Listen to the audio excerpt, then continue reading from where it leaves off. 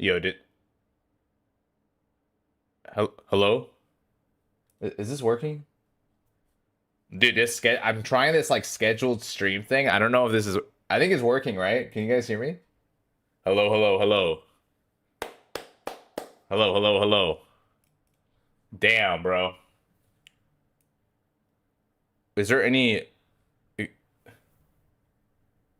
first? You can hear me, right? Yeah. Boom. Bro, is there no audio here? Or is my YouTube cooked? BBC hi. Yo, hey, yo. Hey, Felix, what's good, bro? What's up? What's up, Monty? Yo, Monty, you got that platinum M right now, bro. Damn, that shit looks so clean. Or it's like a diamond M. How are you guys doing, dude? Okay, I guess I play some music because they're not playing any music on the preview. Lo-fi.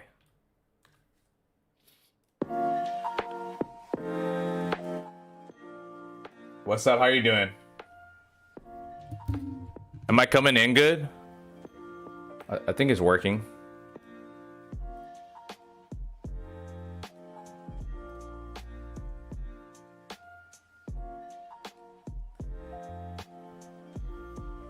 Dude, yeah, BBC Friday. BBC Friday. Thursday, I think what I'm gonna do. Thursday, sounds good. Okay. This is not the midnight. So I'm gonna turn the music off once the midnight thing starts. We'll see. I'm playing Rogue, Creaky. What is Midnight? Midnight is just the next retail expansion. They're doing a deep dive. I want to see what this is about. First thing I hear is, am I coming in good? Wow. I'm talking about the audio, bro. Okay. BBC. Yeah, Felix, there's this server coming out. They call it BBC. You know I'm going to have to hop on. All right.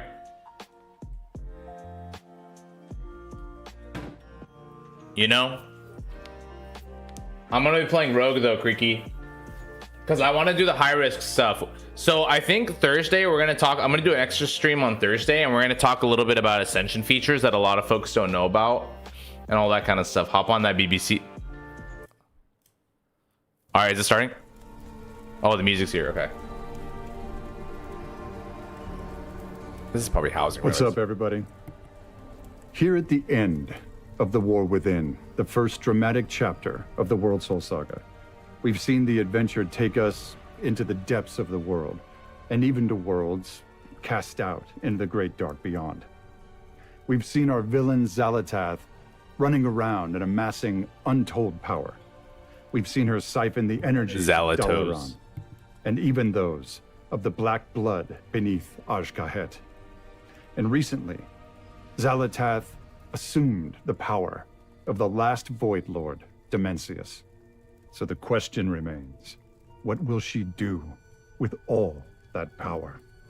And what are her intentions relative to our precious World Soul? So now, as midnight descends, and the second, darker chapter of our trilogy begins, Xal'atath has returned to Azeroth, leading an army known as the Devouring Host, intent on snuffing out the light of the Sunwell and plunging the world into darkness. You, the heroes of Azeroth, will be set on a collision course with Xal'atath to save not only Azeroth itself, but everything that is.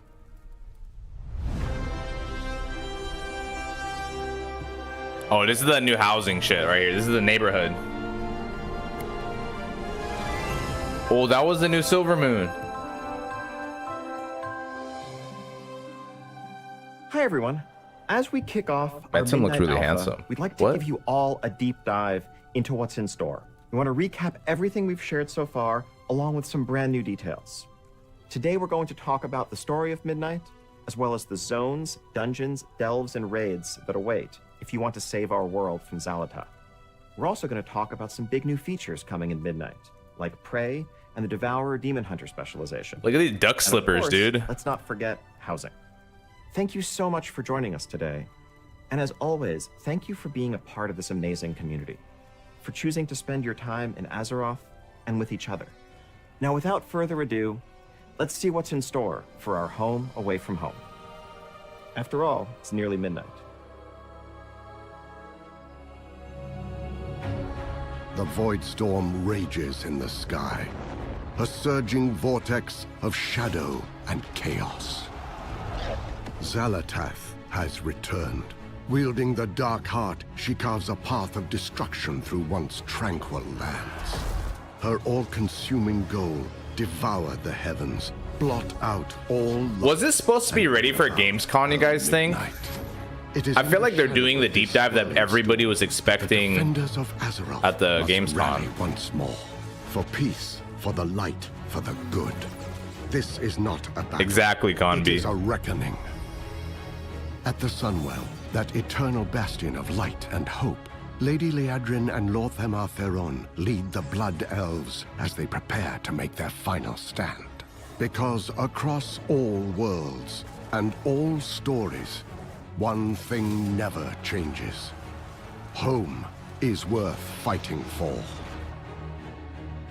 Welcome to World of Warcraft Midnight. Another shit. Oh, Your okay, let's see. story begins on the Isle of Quel'Danas. In the immediate aftermath of Xalatath's invasion, the Sunwell surges with light, calling out to all heroes of Azeroth for aid, while the vile creatures of the Void wage a relentless assault in the hopes of extinguishing it once and for all. Flying monstrosities attack from darkened skies, and malign foes manifest without warning to wreak havoc across the plateau. Stand true with the champions of Azeroth as they mount BB a on desperate Friday. defense against this invasion.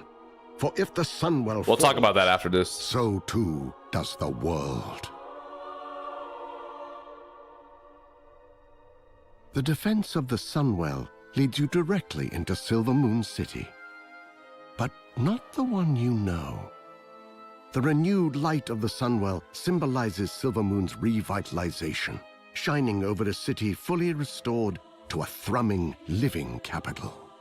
Familiar landmarks gleam with fresh polish, while new areas like the Sanctum of Light and the Garden of Remembrance offer countless nooks and stories to explore. Damn, what do you guys think of the remake so far? The visuals? Xalatath's war draws the Alliance and Horde into wary cooperation, with shared spaces hosting common services like trainers, the auction house, vendors, and more. Around a third of the city remains off-limits to those under the Lion's banner. So No, the see? Alliance allegiant should tread lightly or risk being attacked on Alliance sight. does have a small section in the city, Outside the Conby. city walls, however, is where your role in the fight against the Void really begins. Damn, that to visual take is shape. crazy. That like giant black hole. The strength of the Sunwell infuses Eversong Woods with restorative energy, healing much of the damage of wars past and filling the zone with new growth and new life. All of what you remember of this lush, thriving forest is here. But Eversong is also a reimagined landscape of increased scale and greater beauty. Most noticeably, the Ghostlands and Eversong Woods are now joined into one large zone, which is itself joined to the Eastern Kingdoms. They merged Ghostlands in. Eversong's flourishing fluorescence Makes sense. is not without complication. Though the Sunwell's light is a boon to the environment, its surging power causes pockets of light bloom, small groves of light-enriched growth, to experience surges of their own. The light bloom's rampant propagation, if left unchecked, threatens to smother all life under an overgrown tangle. Your adventures through Eversong will have you investigating the light bloom, dealing with the aftermath of a Hawkstrider chick gone wild, What? helping a suspicious apothecary with questions, Oh, these are all like side quests? untangling the secrets of two feuding nobles, and even getting caught up in a sinister murder plot, alongside Magister Umbric as he works to crack the secrets of the Void. Little side stories are It is up to you important. how your story progresses beyond Eversong Woods, with 3 available paths you can tackle in any order.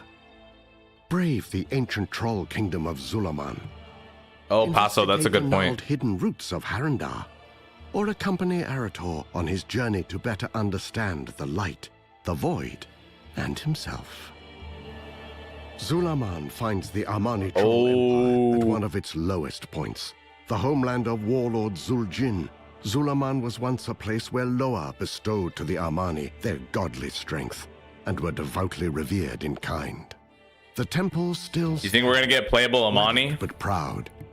The eagle, the lynx, the dragonhawk, and the bear.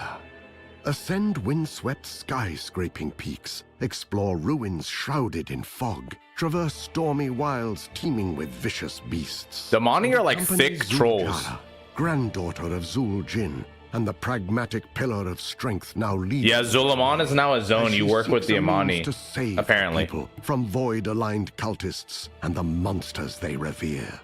The Amani are invaluable allies in the defense against Xal'atath's invading force. If you help them fight for their home, they will help you fight for yours. At the confluence of the world tree's roots lies an impossible primordial jungle known as Harandar. It is here that Azeroth's entire history wraps, twists, and braids, a literal entanglement of all that has been and all that will be. Harandar is a land of magical, powerful growth. Fungal towers, glowing moss bridges, and entire villages sprout from Harandar's wild, organic fabrics. The pulsing heart of this knotted tangle is the cradle. Let me try once the top left, domain 'cause of they a have little nascent text in the goddess, bottom left. long vanished, and now the home of the Haraneer, who have for generations lived secretly under its soothing light. The reclusive Haraneer are a proud and insular people.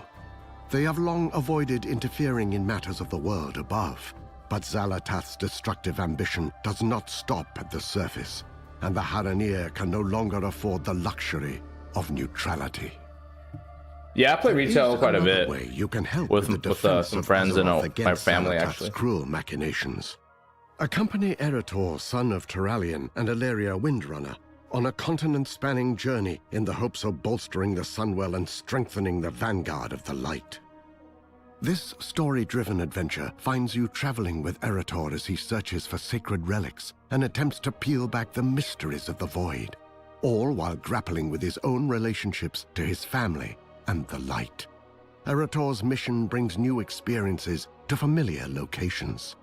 Defend Light's Hope Chapel from an attack by Scourge. What? Fight through the darkened corridors of Scarlet Monastery to put to rest those who would pervert the light for their own nefarious. Oh, wow, we're getting more Scarlet Monastery In stuff. Hammerfall to help Erator in discovering the paladin he aspires to become.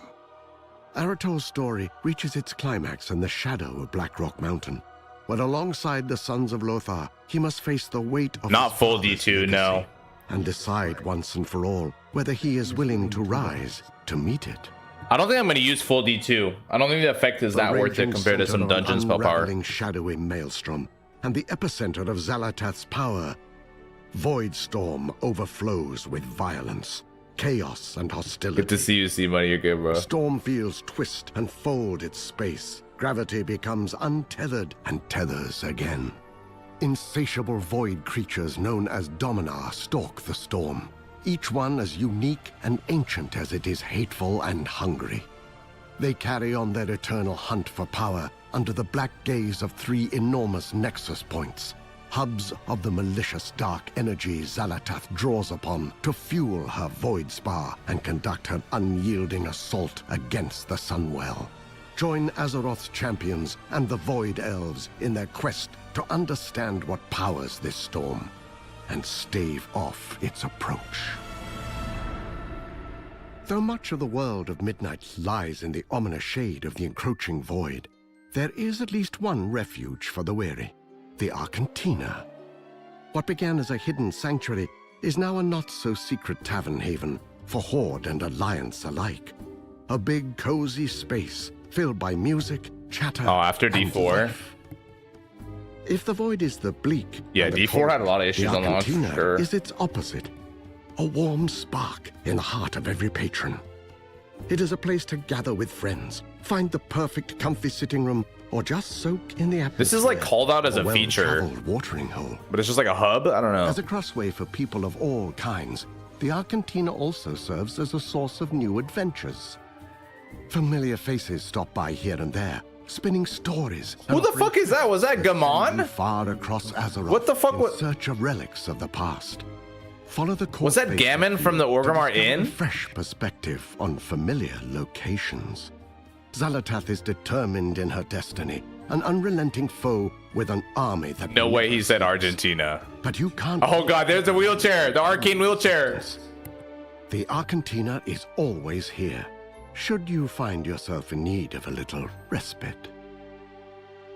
It sounds like the housing is separate though. So I don't know what the point of the Argentina is. Origins of the Story? void and the knowledge and power to stop it are not to be found only on the surface. For true deliverance, as always, hides in snarled labyrinths, looming temples. Gamon's the deadly new war ruins. chief, I think. These delves, dungeons, and raids are the real font of power. The sacred and defiled spaces from which strength is not just earned. Ooh, troll dungeons? Across Troll this dungeons, dude. void-darkened world hide myriad delves overflowing with incalculable danger. Located on the Isle of Quel'Danas, Parhelion Plaza is an outdoor delve that drops you into the heart of the defense of the Sunwell. Fight against Classic the and surge retail of the together, Vault's attack Jabba, by restoring in one community. Parhelion's defenses, commanding an artillery of light, ducking into pocket dimensions, and putting down Gladius Slaughter, a dominar who uses summoned Voidwalkers as weapons against your stand. Expect to plunge the depths of 9 other delves and 1 seasonal nemesis delve when midnight launches. You do not have to face these delves alone. Valera Sanguinar is a powerful... Oh yeah, so we're not using with a Bran, we're using Valera now. problem-solving. As a DPS, her killing spree ability has her moving through the shadows to lash out at... Wait, but multiple can she tank and enemies. heal? As a healer, she uses vampiric reaping to rip away the life force of enemies into orbs you can collect to heal. And as a tank, she uses your first mistake to taunt and do damage over time to any enemy that turns their back on her to attack her ally. Valera is also a prolific provider of poison. The tank one is a stretch. The tank one is a stretch. Empower you with more damage, better avoidance, increased speed, and more. The tank is a stretch, but they have to have it. Your adventures in Midnight eventually lead you down darker paths, paths that end in overgrown corridors and ruin-stricken relics. Dude, with this guy's voice, you might fall Forgotten asleep, places of Paso. powers best left He has got a relaxing voice. Yet these dungeons promise plunder worthy of the peril, should you have the courage to overcome the challenges within. Yeah, Jabba. Windrunner Spire, the former residence of the Windrunner family, haunts the skyline of Eversong Woods. I like the healer one though. The Oh, I like if there's relationship Windrunner- of its namesake sisters, Varisa, Sylvanas, and Ilaria, imbues its halls with a sullen, spiteful energy. The restless spirits bound to this animal. I want more Windrunner sister lore. Draw near. Or some shit would be interesting. Among these spirits walks the Windrunner's soul brother, Lirith, who needs your help in quelling this restlessness and clearing his once great home of hate. Serenity, however, is not so easily claimed. There are other forces that seek dominion over this. Look at that plane. cheeked up patchwork. Emberdawn, a fire-colored dragonhawk, claims the dilapidated gardens of the Spire as a nest for her young. She is fiercely territorial, answering intruders with both talon and flame. The derelict duo comprised of the Banshee Callis and her loyal abomination Latch lead a band of fanatical undead in a hunt for relics tied to Sylvanas.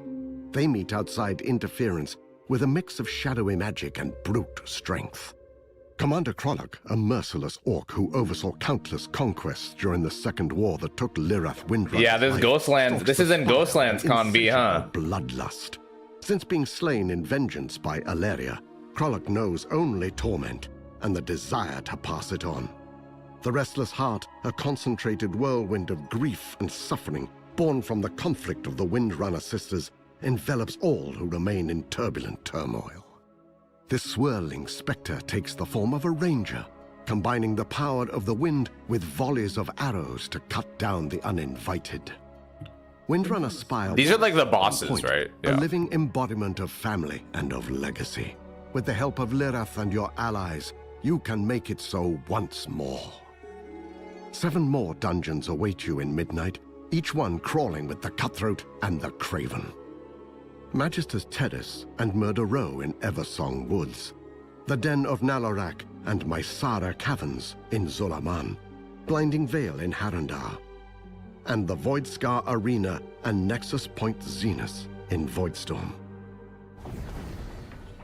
The most tyrannical and Plans are to watch this, and we'll talk a little bit about it, and then talk about Bronzebeard a bit. Raids. The Void Spire, where 6 bosses hold court over the heart of the Void, and muster against the amassing vanguard of the Light as it readies to storm the walls of Xalatath's stronghold. The Dream Rift, where you must join in the hunt for an undreamt god that Yeah, so never 3 should raids are appear, coming and out put at the same down time. half-birthed abominations that lash out against existence itself. And the March on Quell Danas, an encounter still shrouded by the fog of war beyond the known presence of Beloren, the void-corrupted phoenix, who stakes a ceaseless watch over the entrance. I think Bronzebeard will be a fun little time. I'll talk about that for sure after Void this. threatens to end all of Azeroth, to rend the world in the squall of a black tempest. But the extraordinary power it carries does provide opportunities to those heroes willing to embrace it. Oh, that's a new Devoured Demon Hunter. Demon Hunters I'm playing this bring the shit. void to their This is will, gonna be my main, I taking promise. void fragments from their enemies and using them as the power source for cataclysmic spells.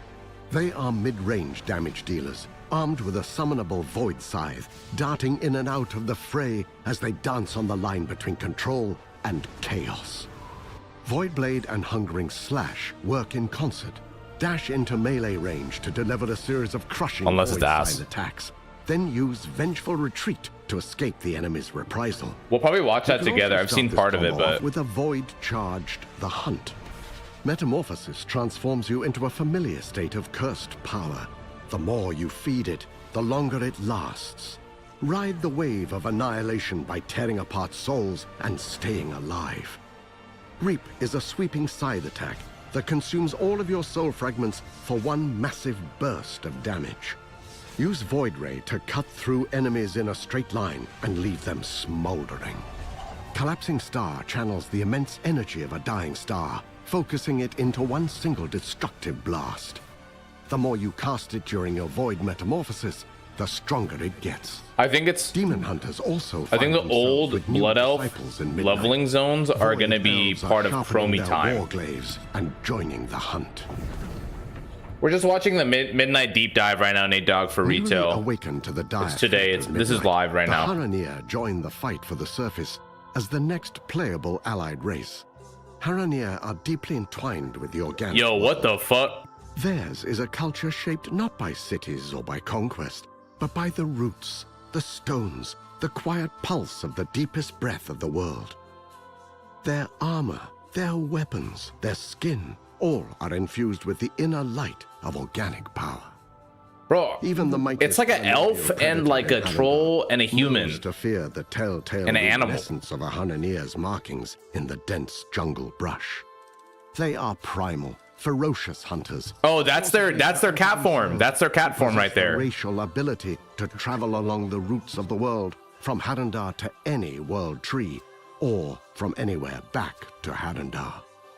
Haraneer are versatile warriors who can choose from a wide range of paths, including those of the warrior, hunter, rogue, priest, shaman, mage, warlock, monk, and druid. The last of which has all new forms. Oh, those are all the forms. Connection to those hidden parts of Yo, the trance weird as fuck. It looks so short. Oh, it's crazy. Is a secret opt-in initiative run out of Silvermoon City by Astalor Bloodsworn, a blood elf with what some might call... Oh yeah, this is an interesting feature. I don't know how it's gonna play out, but Astalor is after one thing: anguish, a powerful magic siphoned from Azeroth's deadliest threats.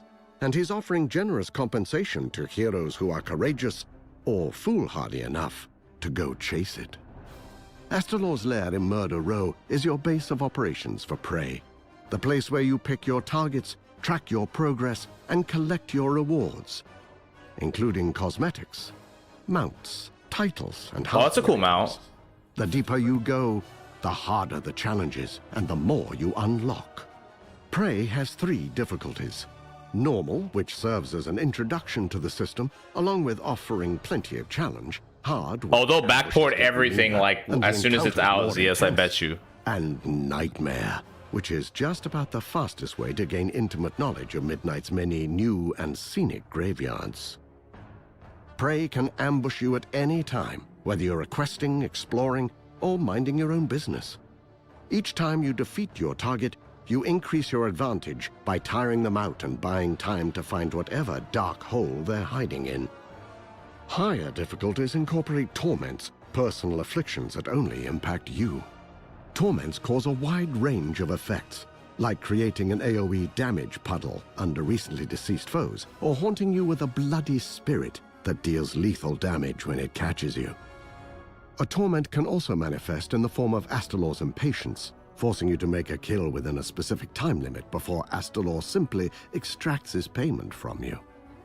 Prey targets are all different, and all deadly. Magister Sunbreaker, a disgraced blood elf whose reckless magic is a threat to Silvermoon and everyone near it.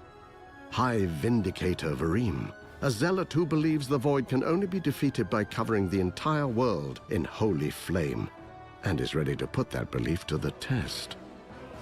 Executive See, buddy. a sadistic dominar. Thank you, whose Jabba. primary hobby is murdering anyone foolish enough to challenge his martial prowess. Prey is a way to add excitement, unpredictability, and challenge to your journey through Midnight.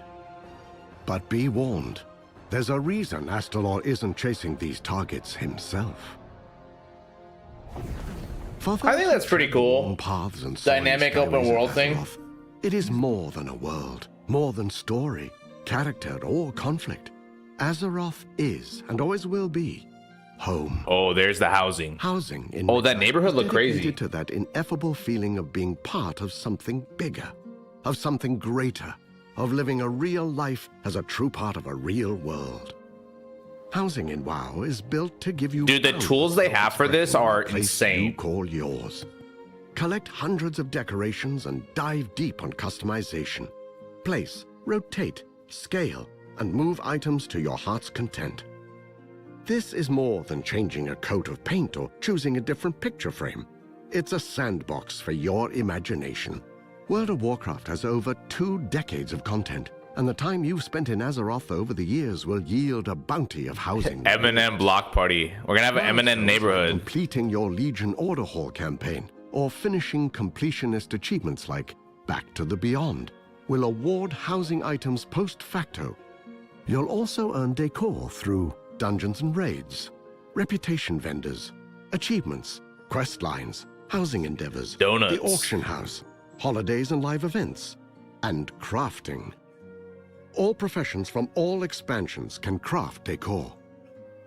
Search the world for lumber, a new gathering resource, and use it that can be bought and sold on the auction house. Many housing specific So that now items there's can be wood done, cutting, basically. giving you greater control of the finer details of decorating. Imagine your They dream stole it from home, Ascension? connect and craft the decor to bring it to reality. Then tweak it until it is They just took Ascension woodcutting, bro. Floor plans are flexible. You can rotate and stack rooms to create multi-floor structures. A variety of room types and shapes are available, including normal squares and rectangles, L and T hallways, as well as some more fantastical configurations. Took 20 years, Advanced dude. mode takes the toolset even further, allowing you to adjust each piece of decor exactly as you want. Rotate, float, scale, and more to make your home a perfect reflection of your taste. Yeah, Jawa, it could open up some That's cool just stuff. the inside.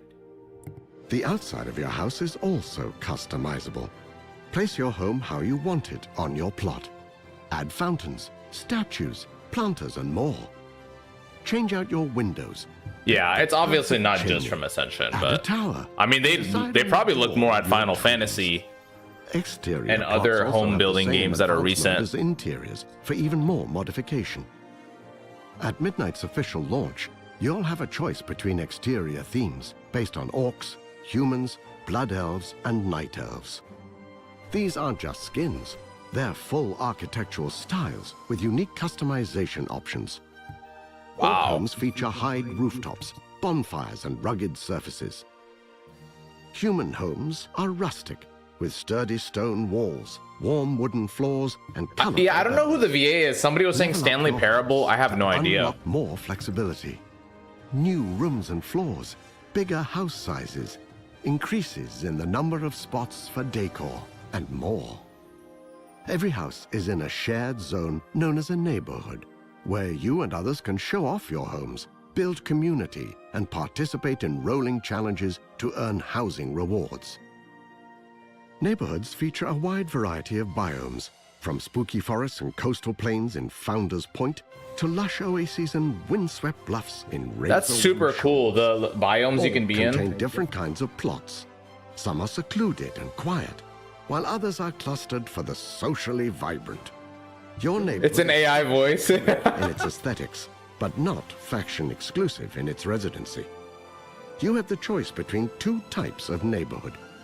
Private neighborhoods where That's kinda guilds smart, or Zeus. groups of friends can form their own space. Public neighborhoods where you'll find a home among friends you haven't met yet.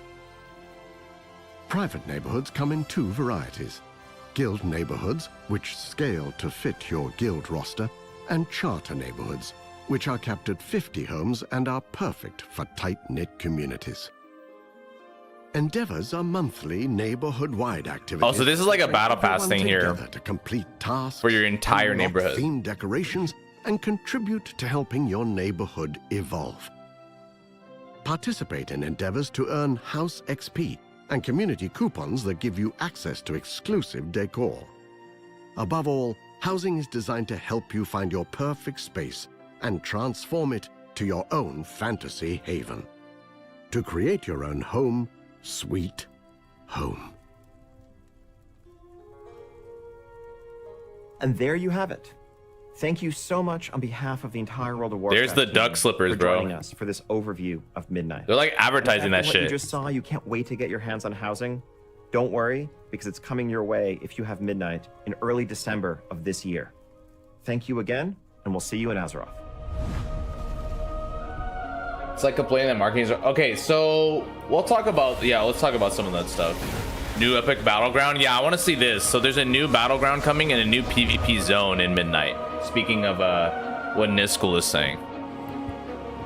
Oh yeah, the new player experience is getting totally reworked too. We'll see how that goes though. Jumping into retail nowadays is like really crazy. Like there's a lot of stuff you have to learn.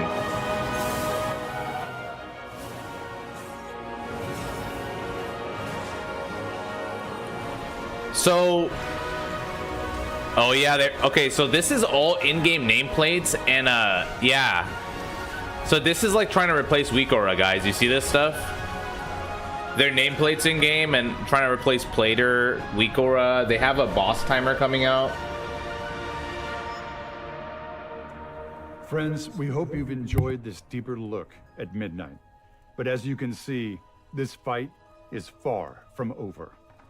The drums of war thunder once again, and Azeroth needs her champions, now more than ever.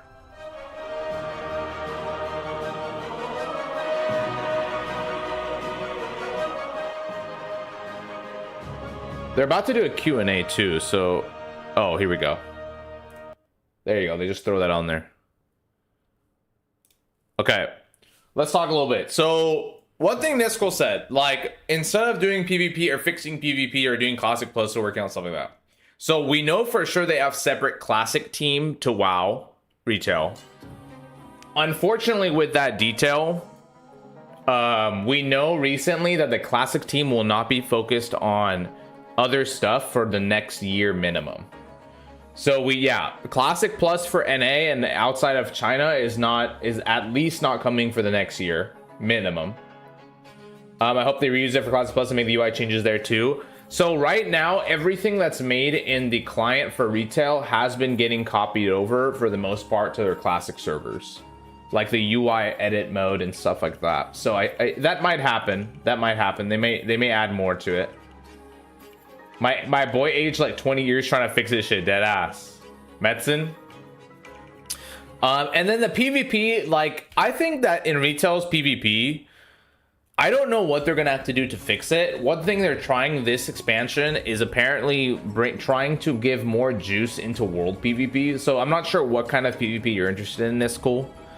I think a lot of classic players typically talk about world PvP when they're talking about PvP, because structured PvP, they have every single mode you could think of. You could do solo queue arenas, you could do RBGs in retail. So I'm guessing you're referring to world PvP. We'll see what they do with this last zone. Apparently they're making a zone-wide PvP thing, like some area that's supposed to be having like a bunch of PvP objectives. But if it goes the route of, like, you know, the war mode stuff, a lot of people just don't sign up for PvP. It's like a lot of the population don't seem to care about it. Them making their own add-ons is smart. I agree, all that should be in Classic Plus. Yeah. No, it is pretty smart.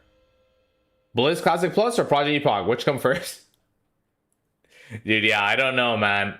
My hope for the feature of Epoch is pretty deflated. But we'll talk about Bronzebeard too. Solo queue is unplayable. MMR broke a 50-minute queue as a healer in BG. Always go 3-3 and coordinate PvP. The LFG is dead. Nisco, I honestly think a lot of that is a culture / player problem. Unless you want them to like buff or make healers more enticing, for example. That's a common problem they've had for a long time. Because just healing in PvP has its like detractors that just don't attract as many people. I think the world PvP changes they've been making is a little bit better, slowly by slowly, with the soul system and like the bloody tokens that they do in retail. It's not bad. But yeah, or they're called not souls, sparks. Unfortunately, solo queue and part of it is just player count, like the amount of healers that are available, the amount of people who are interested in doing it. It's like the PvPers have kind of left retail. There's obviously a community there, but they're just more and more PvPers are stepping away from retail for various issues like balance or the queue problems. Niskel, it's kind of a snowball effect, right? It's kind of like when a private server is dying, everybody says PvP in retail is dying, queues are long and everything, and that further incentivizes players to not go to WoW for PvP. So there is a snowball effect happening as well. Yeah, the thing is, I usually play a druid, a rested druid, no problem, instant queues. Exactly. If you're a healer, it's not a problem. I thought about it. If you queue as a healer for 3 games, you can get priority queue DPS. Okay, so that's kind of like League, right? Where if you fill a certain role, you're protected from autofill, that kind of thing, and then therefore you get priority queue. Solo queue will be popping when Midnight launches. I mean, yeah, really, outside the first beginning of a season and stuff, it's just, yeah, people are just mad they can't shit on people like in Classic. Shrug.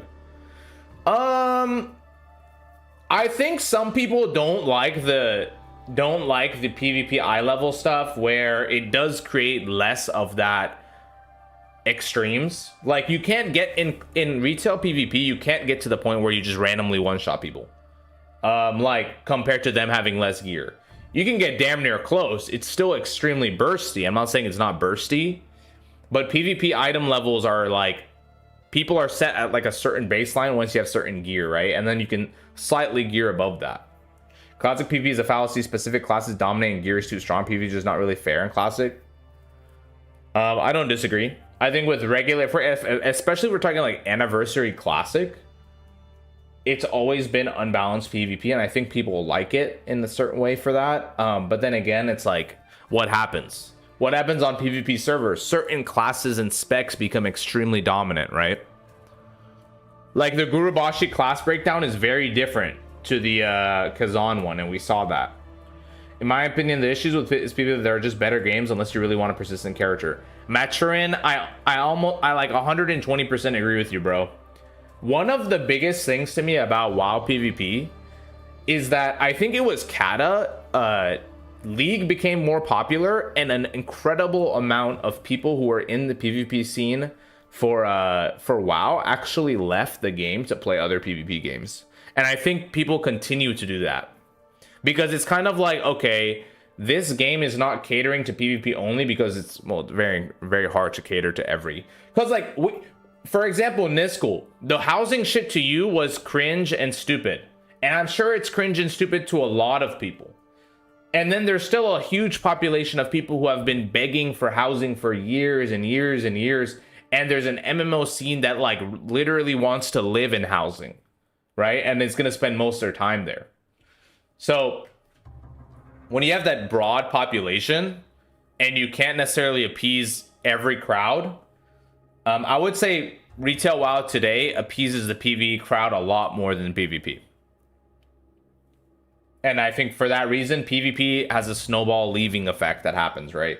More and more people leave because everybody says PvP is not focused on there and kind of isn't. It isn't the biggest focus for Blizzard. It's pretty obvious. And therefore, PvP slowly loses population. And then furthermore, when it loses population, then people are like, oh, the queues are longer. So then the PvPers who are interested are now burnt out from like waiting in queue all the time. Unless they're a healer. Right? Housing is huge in MMOs. Yeah, I think a lot of modern MMOs have some emphasis on housing. It's just, it's new to the WoW audience. If it's new to the only WoW audience, for sure. You could deliver a good housing or something the player base asks for, but as company, you shouldn't let other aspects of the game to die. Yeah, I mean, it would be nice if every aspect had more love. Where are the pet battle homies, bro? We haven't got like a pet battle update in like since probably like WoD. See, they're neglecting pet battles too. Baked beans, go to bed. Bro, it's so early, man. Come on. It's only 9:30 a.m. over here. Let me get some water real quick.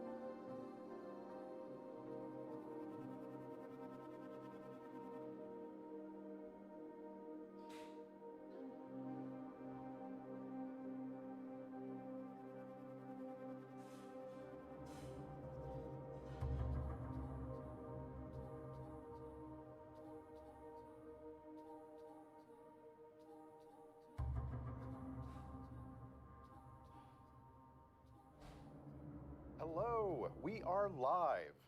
Welcome to the World of Warcraft Midnight Q&A. I'm Randy Jordan, and I go by Kyvax on the Warcraft community team.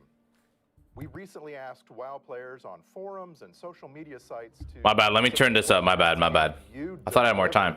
So, we've got three I'm gonna turn it up a leaders bit. of the WoW development team here. Please introduce yourselves. Hi, I'm Ian Hussey-Kostas, Game Director on WoW. Hi, my name's Paul Cubitt. I'm Associate Game Director on World of Warcraft, working on the Midnight expansion. Hi, I'm Maria Hamilton. I'm the Design Director for WoW. We got a lot of questions, and I want to get right to them. We're going to start with some housing questions. So, Cyglaive on the forums... asked, I remember the dance studio actually thing from said, WoD, during bro. a Gamescom interview, it was mentioned that Horde players would be able to use Alliance-style housing exteriors and vice versa. However, in a recent blog post, it was stated that the housing styles would be faction-locked. Can we get clarification on that? Yes, there was a bit of confusion definitely around the... Yeah, plenty of features get cut, guys, after they talk about it. It is what it is. That always happens. Ultimately are anchored in specific locations in the world. Well, at least it's been happening in WoD and Wrath. I don't know about recently, but... Stormwind in the Elwyn area. If you are in the Horde neighborhood, you're on the outskirts of Orgrimmar. While private neighborhoods can be cross-faction, you can have your guildmates, you can have your friends of the opposite faction move in, The general setting, the exterior houses there are going to reflect the location. The NPCs that are wandering around the neighborhood, again, are anchored in that place in the world. Maybe something that we revisit down the line, but for the time being, if you're in the Horde neighborhood, the home exteriors need to reflect the Horde aesthetic. Take that up with the Orgrimmar HOA if there's a concern. Yeah, I mean, there's a certain Wandering quality around. to what they're Player doing, named but Hey private Hey servers on have the different EU freedoms. Spanish I agree, though. forums asked, I know there are plans for combat pets to appear in housing. Are there also plans for hunter pets? Yes, so pets are something in general that we're working towards. At release in Midnight, battle pets won't be available to be placed just yet. I think something that we need to solve to make that work on the engineering side is actually making sure that they can path and move comfortably around whatever configuration of objects you might happen to place in your home or in your yard. I like the So we insight are into the planning on engineering delivering problem they have. shortly That's after interesting. launch. Alongside that, we do want to add the ability to place your mounts in your mount collection. If you want to, have them on a hitching post in your yard, that's something we'd love to deliver as well. Hunter pets are probably trickier. Those are character specific, and housing is an account-wide system really tied to your warband. And so, pulling from a specific character's hunter pet stable would probably be much more challenging. I'll never say never, but that's not in the plans currently. Decor. I'm okay with transparency, like telling us what they How can't will or the can't do trading at the post start. Housing items work. Let's say there's a chair on the trading post. Will we have to buy the chair multiple times if we want a set of 4 in our house? Will there be a 10-chair bundle for a set price? Or will the purchase give us infinite amount of chairs? This is something we spent a good amount of time thinking about. There's going to be lots of ways that you can get decor starting in 11.2.7 and then into Midnight through achievements, through crafting, through completing just the campaign of Midnight and so on.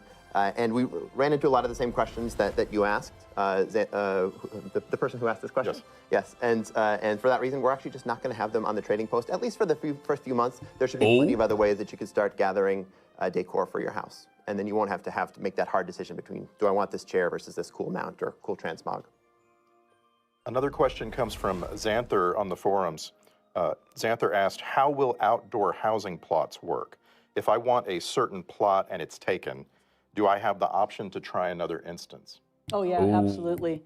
Essentially, when you want to move house, you're just going to say, yep, it's time to move. It's all going to get packaged up for you. The Horde has to stay in the slums, mage see comes money. along and puts it into an arcane ball for you. Don't know if that's actually, That is what happens. Oh, totally. Okay. And then you can go to wherever you'd like to sort of deploy your house, and it just comes right back out of the bubble, set up exactly how you had it, so you can move around neighborhoods. Oh, you could just move save like your around, whole house different layout and plots move within it. a neighborhood. Yep, totally transportable. Right on. That's good. I would expect Celia that, to be on honest. the German WoW forums asked, will there be updates to the guild system in Midnight? I think most of the updates we see to the guild system are going to be in the form of neighborhoods.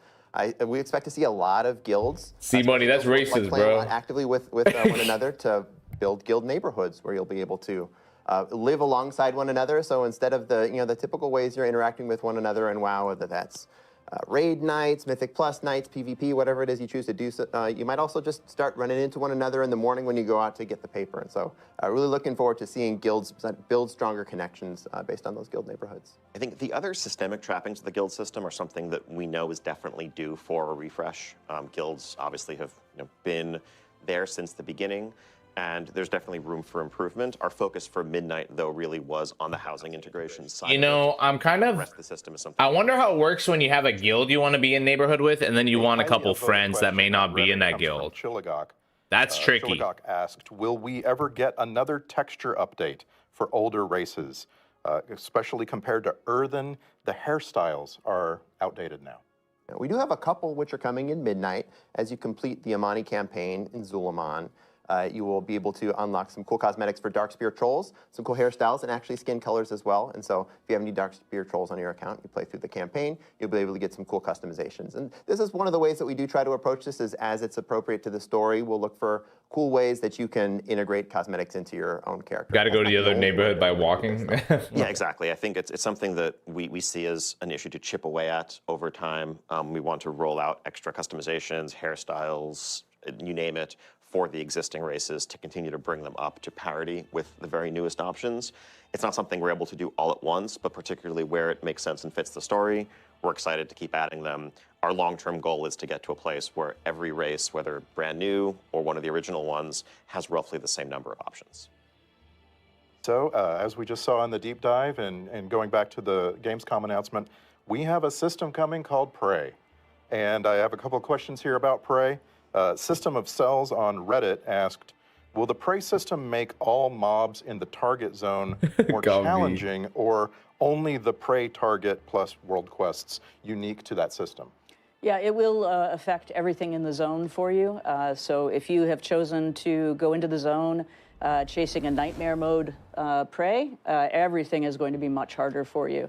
It's based on an aura that's put on you, sort of like it's almost like an affliction in a way, or a torment. And as you move through that zone, it's going to be harder. And the player in Prey is on their own? They are when they finally wear down that boss.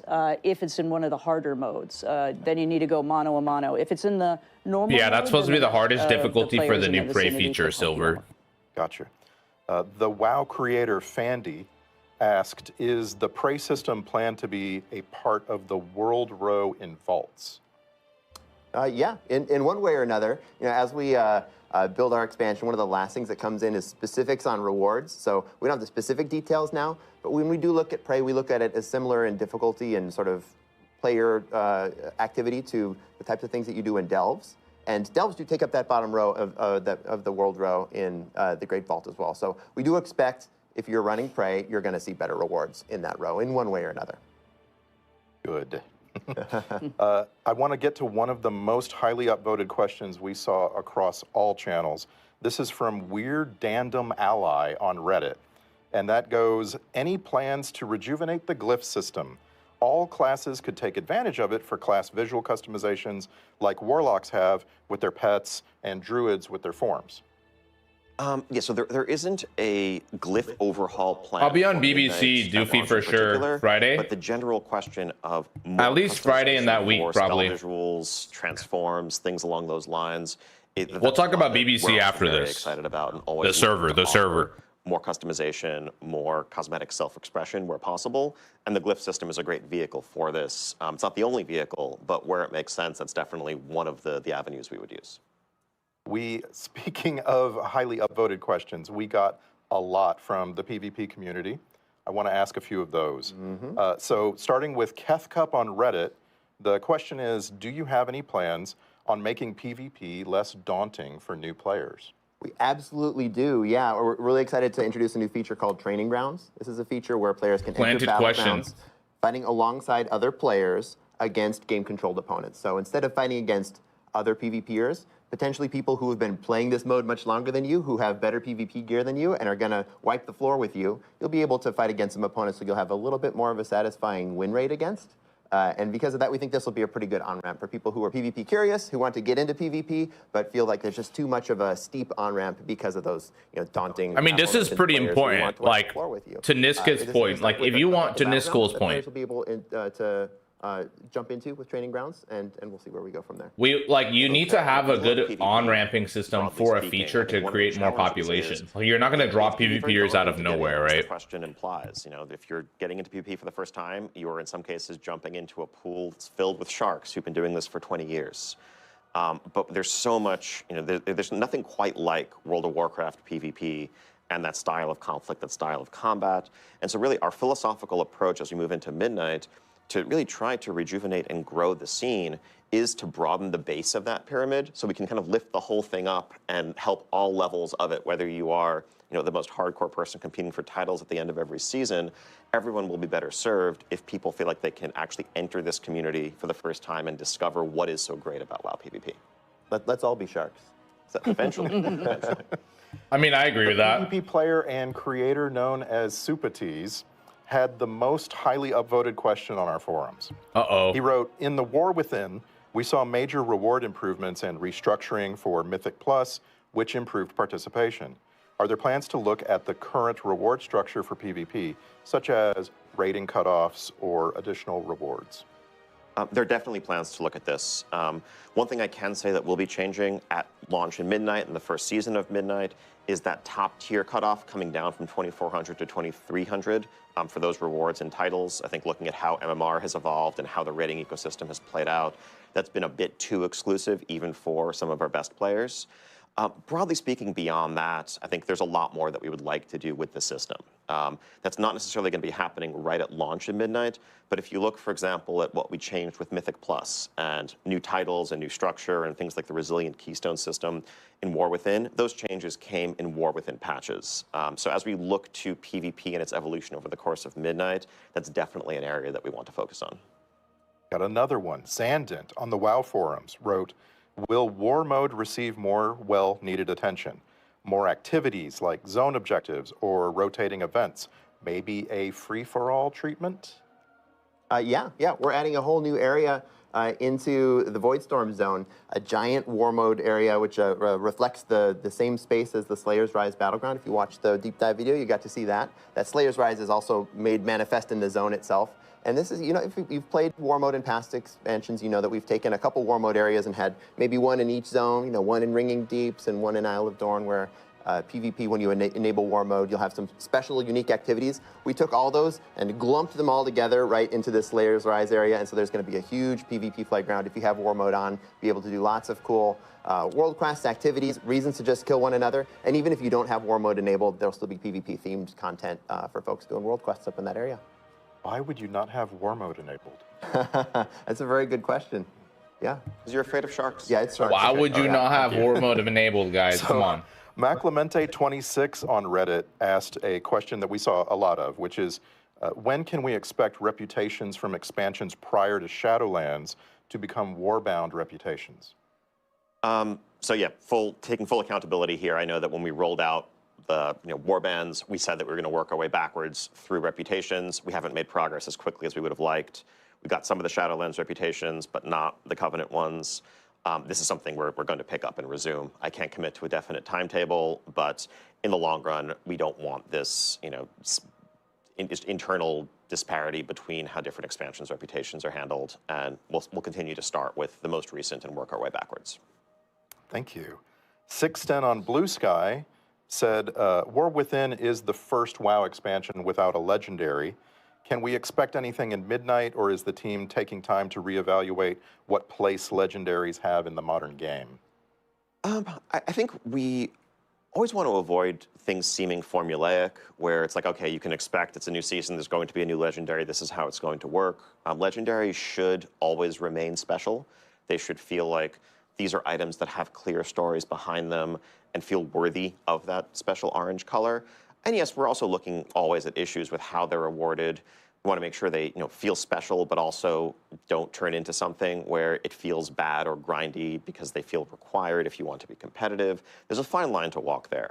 There aren't currently any planned for the first tier of Midnight, but as we face certain foes down the line, it may make sense for some of the items that they yield to have that orange color, and we'll cross that bridge when we get there. I want to ask some lore questions. Legendary. So, Asmira asked, will we be getting any more background information on story regarding Lyrath Windrunner? Sorry. Any of the other Windrunner family members, perhaps? Absolutely. I don't want to talk too much about patches, but certainly in Midnight. We already know the brothers being talked about. The Spire, you will have the opportunity to really get a brother's view of his sisters. And an opportunity to learn a lot more about what happened and what's happening in that place. And I mentioned before, we're going to see the sisters. And Grody Toady on Blue Sky wants to ask about trolls. So here come all the names. Where is Vol'jin's story in all of this? I'm hoping we find a way to weave Vol'jin, Talanji, Zul'jin, Rokan, Zul'jan, and Zul'jara into a cohesive story about troll unity or cooperation. Well, right out of the gate in Midnight, you're not going to see that combination of trolls, but you will see a a combination of some trolls as we continue. it's into only the patches Amani and move tribe. forward. We're very much focused on what's going on with the trolls as well as what's going on. Yeah, where's with the Vol'jin, White dude? Elves. They have not always been on the best of terms for reasons. And there's definitely a story to be told about their relationship, and all of those folks come into that. Yeah, I bet you Amani is going to be playable later. Roxy on Blue Sky Maybe a said, later patch or Midnight something. sees the Paladin forces of Azeroth fighting back the Void at the Sunwell. Can we hope to see more lore about the Tauren and Azeroth's sun god Ansha? Eyes of the Earth Mother told us how he and Elune slash Musha fought possibly the Void in ancient Azeroth. Well, we are going to hang out with Desco a little bit in the Erator's Journey portion of our campaign at midnight. And I feel like we certainly are going to look at how the Tauren view their mythologies, perhaps later in The Last Titan. Okay, good. Let's talk about add-ons. The WoW creator Polka TV Said no. said, given the upcoming removal of many boss mod tools, how do you plan to preserve the intended difficulty? Hoop the Bond Kid, how are you, bro? Once these tools are no longer available. Is it in a 1.0? So yeah, this is a great question. For some extra context, I think folks are going to see in the next day or two, as some of the media interviews we've done in the last day go out, that we are rolling out changes to the add-on API with the launch of Midnight. And so that is going to remove the ability for add-ons to read in real time combat state and combat information specifically. One of the big reasons why we're doing this with the launch of a new expansion is so that we can really build all of our combat, our encounters around this new ecosystem. As we've been discussing over the course of the year, really the main goal with this shift is to create a level playing field where external tools are no longer felt to be required in order to engage in the content, at a competitive This level. Race to World First is going to be Also so to interesting. shift some of the I'm things very that we are curious. testing when it comes to difficulty, maybe away from Twitch reactions and how quickly you can run to the circle or diamond marker that your add-on told you to run to, and rather to more of the collaborative coordination that have traditionally marked cooperative PvE in WoW. But the goal is to keep difficulty largely the same. In terms of how many pulls it takes to down a boss for your guild. This is a very difficult balance. Ahead of the curve and defeating Like, heroic, keep or the whether you're same pushing difficulty and pull count, but no add-ons. Like, how is the fight going to be designed? It's very tricky. We'll see. Which is that difficulty may come in slightly different places. We'll see. Without add-ons to solve mechanics for you in real time, it may well be the case that we just need to give you a couple more seconds to get into place, or that there should be one fewer add to interrupt, or what have you. We are going to be rolling out, we're actually going to be launching alpha with a raid boss available for testing early on. We have a ton of native improvements to the UI, like boss timers, boss alerts, so you can see a timeline of upcoming boss abilities, nameplate improvements, cooldown manager improvements, and more, to, again, kind of create a unified experience that's baked into the UI. But the goal at the end of the day is for difficulty to remain where it was. And yeah, we'll talk about the liquid max thing in a second right now. As well as, of course, once these encounters are live, to make sure that things are landing in the right place and players still feel well equipped to overcome the challenges in front of them. Following that, Sped Bros on Reddit asked, what is your plan for upkeep and development of these now built-in add-ons? That Reddit name, bro. Yeah, so I think, the functionality that we're pulling into the base UI is something that, as always, we're going to be evolving in response to player feedback. Again, part of why we're very excited to get people having a look at these right at the start of alpha is so that we have the entirety of the alpha and beta cycle to iterate on them before Midnight launches. Yeah. And of course, as always, even after the game is live, we're going to continue to add functionality based on the player requests and the feedback that we're receiving. Ossikrond on the WoW forums said, sculpting your UI over. Let's pause really quick because this is a hot topic on the add-on, and then we'll resume. It'll keep playing. It's a live stream anyway. Okay, yeah, a couple thoughts there, because I saw you guys talking about the Max stuff and using YouTube videos. So yeah, that's one thing Liquid Max talked about, is like, if there's no add-ons helping with the fights, people will use other tools to make it take as many for the competitive groups, the most cognitive load out of it for the players. So example like was the YouTube with the timer. Now, if they make the fights, this all matters how the fights go. We don't know about the mechanics yet for this next tier. This raid tier is going to be crazy different. Like we have 3 raids. We don't even know how the race to world first will be structured in that way. And on top of that, just for regular players, it's very different, right? Like AOTC heroic players versus mythic players versus like top 100 guilds versus race to world first guilds. Like it's gonna impact people differently, but the best players wouldn't need the add-ons as much as the middle averages. Okay, so we'll see what that does to those people, because as I'm sure you've seen Liquid Max video about it or other race to world first raiders, but the idea is like, look, the top players are gonna figure a way out regardless of add-ons or not. What about the middle of the bell curve? Like, let's say the middle 60% or something. How are they going to interact with the fights? Are the fights going to be enjoyable for them? Are they going to be designed in a way that actually makes sense to solve without any need for like YouTube videos on the side or add-ons, other add-ons making sounds on a timer? Imagine not having to install 50 different add-ons. No, I like this. I like no add-ons, but I just have to see what do they come up with the fights. Because one thing you can't say about retail is the fights haven't been different and like interesting. The fights are very interesting, complex, different, but some of the fights, they suck more if you have to rely on weak aura assignments and stuff like that. So like Demencia's fight is widely acclaimed as like probably one of the better WoW fights in history. And you don't necessarily need a lot of weak auras for that or something.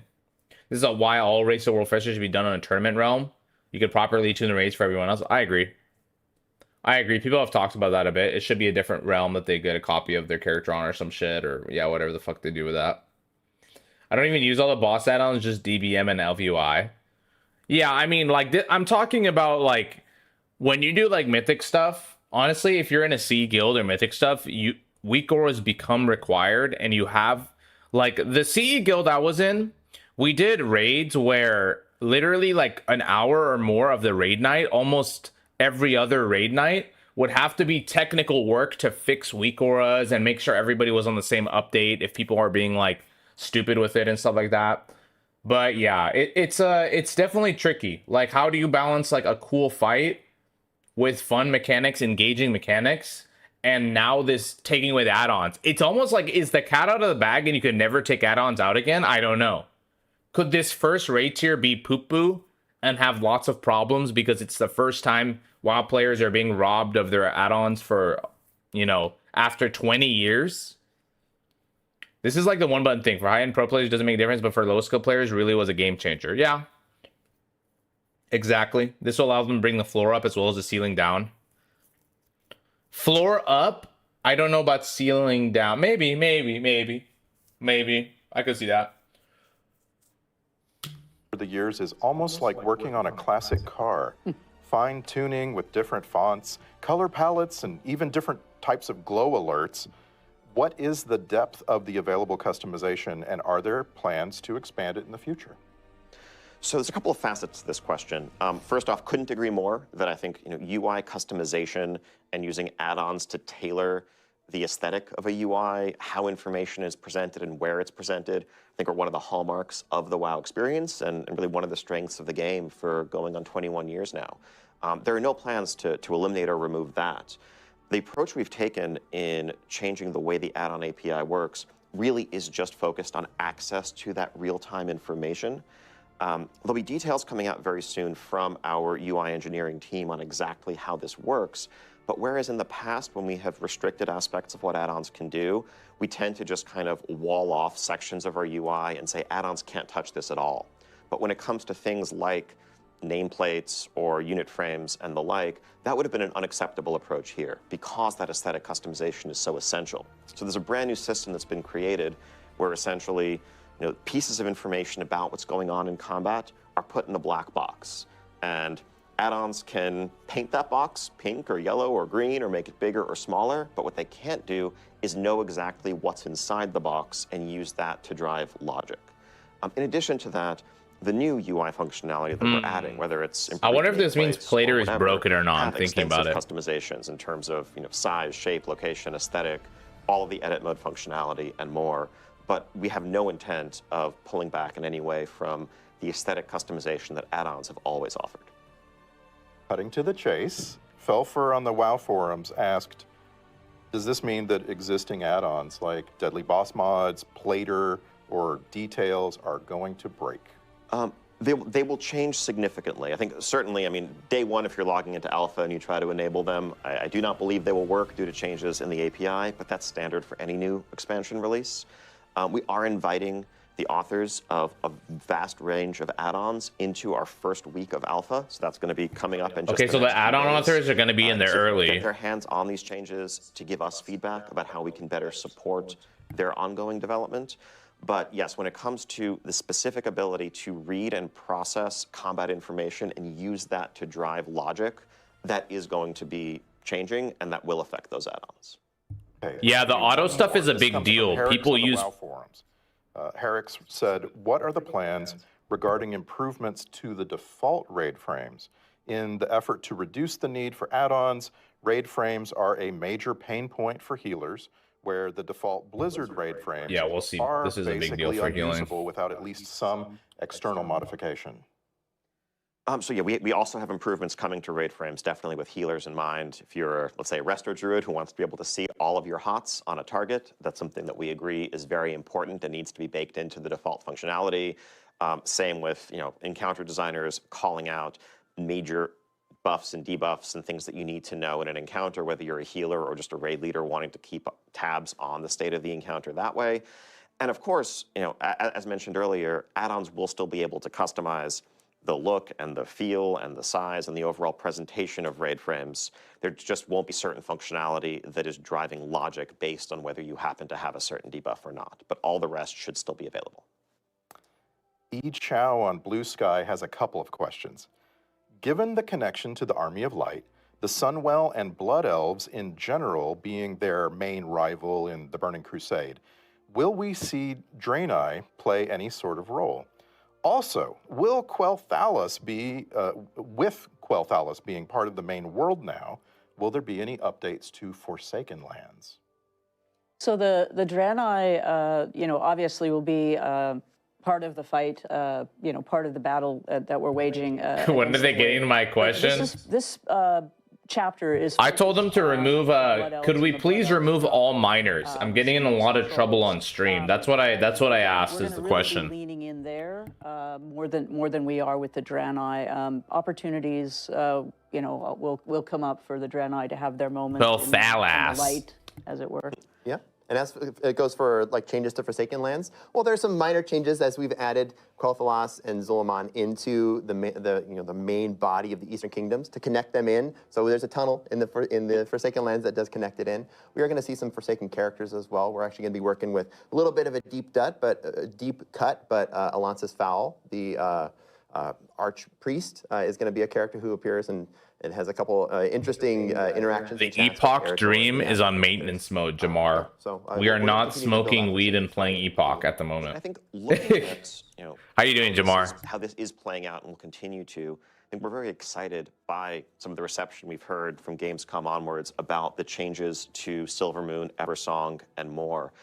Honestly, there was a bit of anxiety internally. I bet you the BC zones are accessible via Chromie, Silver Knight, like an NPC to turn them back in time. Players would view that as somehow lesser than coming up with a brand new place.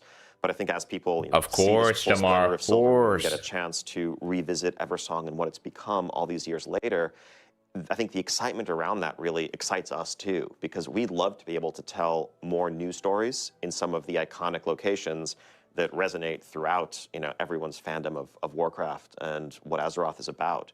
And so that will mean updating those locations. And exactly, Silver. We're excited to do more of as we look forward.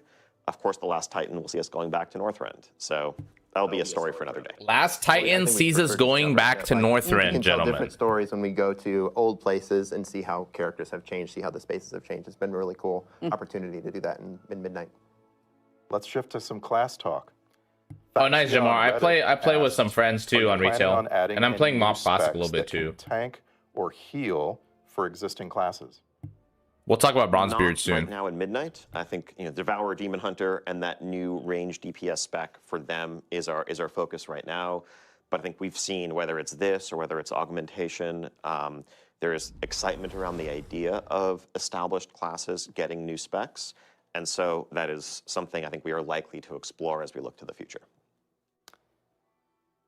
Zerotics. Why are they Reddit playing this asked, clip randomly? Throughout the War Within, some classes and specs received visual updates, and as a monk player, the update to Vivify was very appreciated. They just randomly Are there any showed classes or a specs clip from the that can be second season revealed to be raid getting updated visuals in Midnight? from the last Yeah, expansion. there's a couple really cool Apex talents. So Apex talents are the new talents you'll be able to learn at the bottom of your spec tree, and a lot of these have some fantastic visuals. Ones that jump out to me are the augmentation, where you summon a bronze dragon version of yourself from the future to fight alongside you. This intermission makes sense, Frost Mage ones, while you Cius. summon a hand of frost that chases down your target and attack them. And so these are some of the new abilities Referring to, like, that are going to get some new custom visuals. As far as like looking back at older visuals, as was the case with Vivify, this is something that we tend to do as we continue to build smaller patches. Most of our efforts for Midnight was building all the new stuff, but then as we continue building out the game, we look to the future. This is where we look back at, as we did with Yeah, Vivify, Jamar, I think the find worst abilities part is where just we the can raise Epoch bar devs there. are This gone, one so the has vision aged for the not as gracefully future as the is rest of kind our of visuals, cloudy. and we can bring it up to par with the rest. I'm gonna try Bronzebeard just for Following funsies. I'm that, not We found a question from making it like a Nihenna long-term on the investment. German forums, and Nihenna asked, "Will the void/light topic be picked up in any additional class specs in the future? For example, Sunwell effects for a holy paladin, or perhaps void powers for a warlock?" I don't know about Void Warlocks quite yet, but we do have a existing Void themed spec, the Shadow Priest, my beloved Shadow Priest, which has a new ability, Tentacle Slam, which replaces Shadow Crash, and it is a giant voidy tentacle that slams down Oh, and lands damn. on you, and has a similar AoE component, but a lot more of a classic voidy Shadow Priest. I'm trying to see idea giant to it. tentacles and We shit. also Let's have some more Apex go. talents. The Discipline Priest has Void Shield, which replaces your Power Word Shield with a Void themed shield. So there are places where the Void and Light are leaking into our class design. Going back to the support roles, Neo Saro on the EU Spanish forums asked, "Can we expect anything new regarding the support role in Midnight? Will it be expanded to other classes? Is it considered that it maybe didn't work as expected? I for mean, it's too augmentation, OP with and augmentation perhaps that until it just got nerfed to the becomes a ground. normal damage or healer?" So we're not planning on currently expanding it to other classes, but we're also not planning on changing augmentation to just fit into the existing niches. I think there's a lot of excitement around the idea of support, and I think we've seen players embrace that fantasy. I think we are still iterating on evolving that specialization and getting to a place where we can find a happy medium, where it can kind of realize that fantasy and be effective as someone who bolsters the strength of your allies without also becoming so effective that it feels required in groups and kind of limits composition diversity. I think if we're able to achieve that, hopefully when we're able to achieve that, I do think we would like to look to what other ideas might apply a different fantasy to executing that concept. I want to switch to the topic of delves. The WoW content creator True Villain Manny said, with delves integrated into the story, will there be certain scenarios that are locked in as we level? And will there be additional story in those alternative scenarios? The problem with support Java is they did try it with Augmentation Evoker and it ended up being extremely overpowered because of what like a force multiplier does. And that particular variant of the story will have the objectives that we need to accomplish as we go through them. As always, our delves will have multiple variants to play through with different stories occurring. So yes, we will continue to use delves in this way, and look for opportunities to continue to build quest content that enters delves. So let's go inside. Varteris on the WoW forum. I respect that, Pampy. I don't necessarily see that here. Even greater variety. I don't know. In the War Within, maybe a randomized puzzle to solve, a race, a whole new set of abilities. Yeah, there's a couple ways that delves are changing. We have a new follower Valera Sanguinara is going to come along, and she's going to mix things up. She's takes delves a little bit more seriously than Bran does, and a lot more stabbily as well. We also have some outdoor 6-man would be delves that are crazy, gonna take dude. place in outdoor spaces, and so this will just change up not only the vibe of the space, but your ability to move around because you'll be able to use. Ace, how you doing? Good to get see you, around. Ace. We're also just taking a look at the mechanics that we're using in delves in Midnight. So you can announce now that Midnight does not have any underwater delves. It also does not have any delves with a mechanic where you have to say pick up a candle or a totem and throw it ahead and continue W. on a continued basis. That's a good change. For For my retail players, that's a good change. With those designs in Midnight. We need different mechanics for sure, but Relentless on underwater the delves, Spanish nah. forums asked a version of a question we got a lot. And Ian, what's stopping the World of Warcraft development team from doing a world revamp? Could we get a world revamp? I mean, I think, the idea of revamping everything at once is a terrifying one, frankly. But I think, as touched on earlier, we definitely want to. I think the content will be good. Well, I'm hoping it will be good, locations. Pampy. And in doing that, I we played a would lot of certainly retail. I still do much play like more every than just do a, season. So fresh coat of paint on the area. We would really reimagine it and bring it into the present day, as we have with Eversong. Our current focus is, of course, on the story that we're telling for the rest of the World Soul Saga. That will touch on some familiar locations. But down the line, I think the lessons we are learning and the experiences we're having, revisiting some locations, open the door to doing a lot more of it. Saw a very upvoted question from Solera, a French WoW player on X. Solera asked, without giving away spoilers, very important, Okay. does Midnight introduce any completely new elven tribes or expand on lesser known ones? Maybe the Kelderai? Without spoilers. Without spoilers. without spoilers. That's a tough constraint. Yeah. Maybe. That's right. I don't think it's spoilery to say we're going to be learning a lot about the elves and the elves' relationships with one another, and that would. Yeah, I didn't get to, soulless from TWW. I'm gonna be honest. Thank you. I played the War Within campaign. I did like all the Anzoris on side quests EU in the Spanish zones. forums asked, I think they put a lot of love with into it, honestly. specialization, all Just my human opinion, hunter though. abilities will use void effects and icons, even those shared by all three specializations. Has there been any consideration of extending this aesthetic customization to other classes? So I think philosophically and narratively, what a Void Demon Hunter represents, what a Devourer Demon Hunter represents, is one who, rather than harnessing and channeling Fel energy, is channeling Void energy to turn it against those who originally wielded it. And so that is going to transform a wide range of their abilities. On the other hand, when we look at, let's say, a Fire Mage or a Frost Mage, they're not forsaking the arcane when they become a Fire Mage. And so Blink is still an arcane spell, and Counterspell. How can it be soulless? It's the World Soul Saga, duh. Other classes, we generally like to look at that broad base of multiple, areas of focus. And just because you specialize in one thing doesn't mean that that transforms all of the others. That said, touching on some earlier questions, when it comes to glyph spell customizations, Yeah, the gearing is very players much may want to ARPG-like-ish customize look and in feel my of abilities, opinion, but there's always an opportunity there. Another highly upvoted question all over the place. I'll take the version of this question from Navarel on the EU German forums. Would you consider replacing the ready-made group in follower dungeons with characters from the player's warband? Definitely something we are considering. Not something we're going to be able to deliver for Midnight, but ever since the introduction of both warbands and follower dungeons, this idea, this request has popped up. It's something that we're excited about internally as well. There's some technical hurdles to kind of pull that information down in real time and make it work, but it's something we do want to deliver down the line.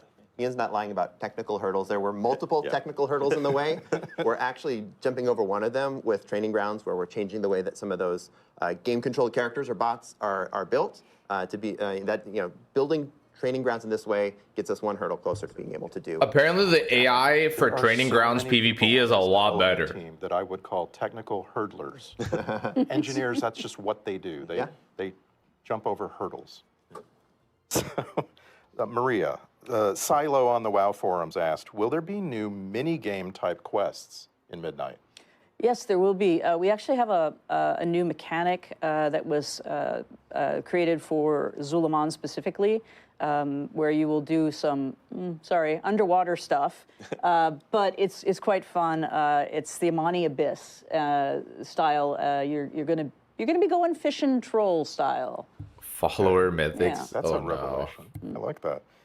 While we're revealing things, Musselton on the WoW forums asked, I'm extremely excited for the Haraneer.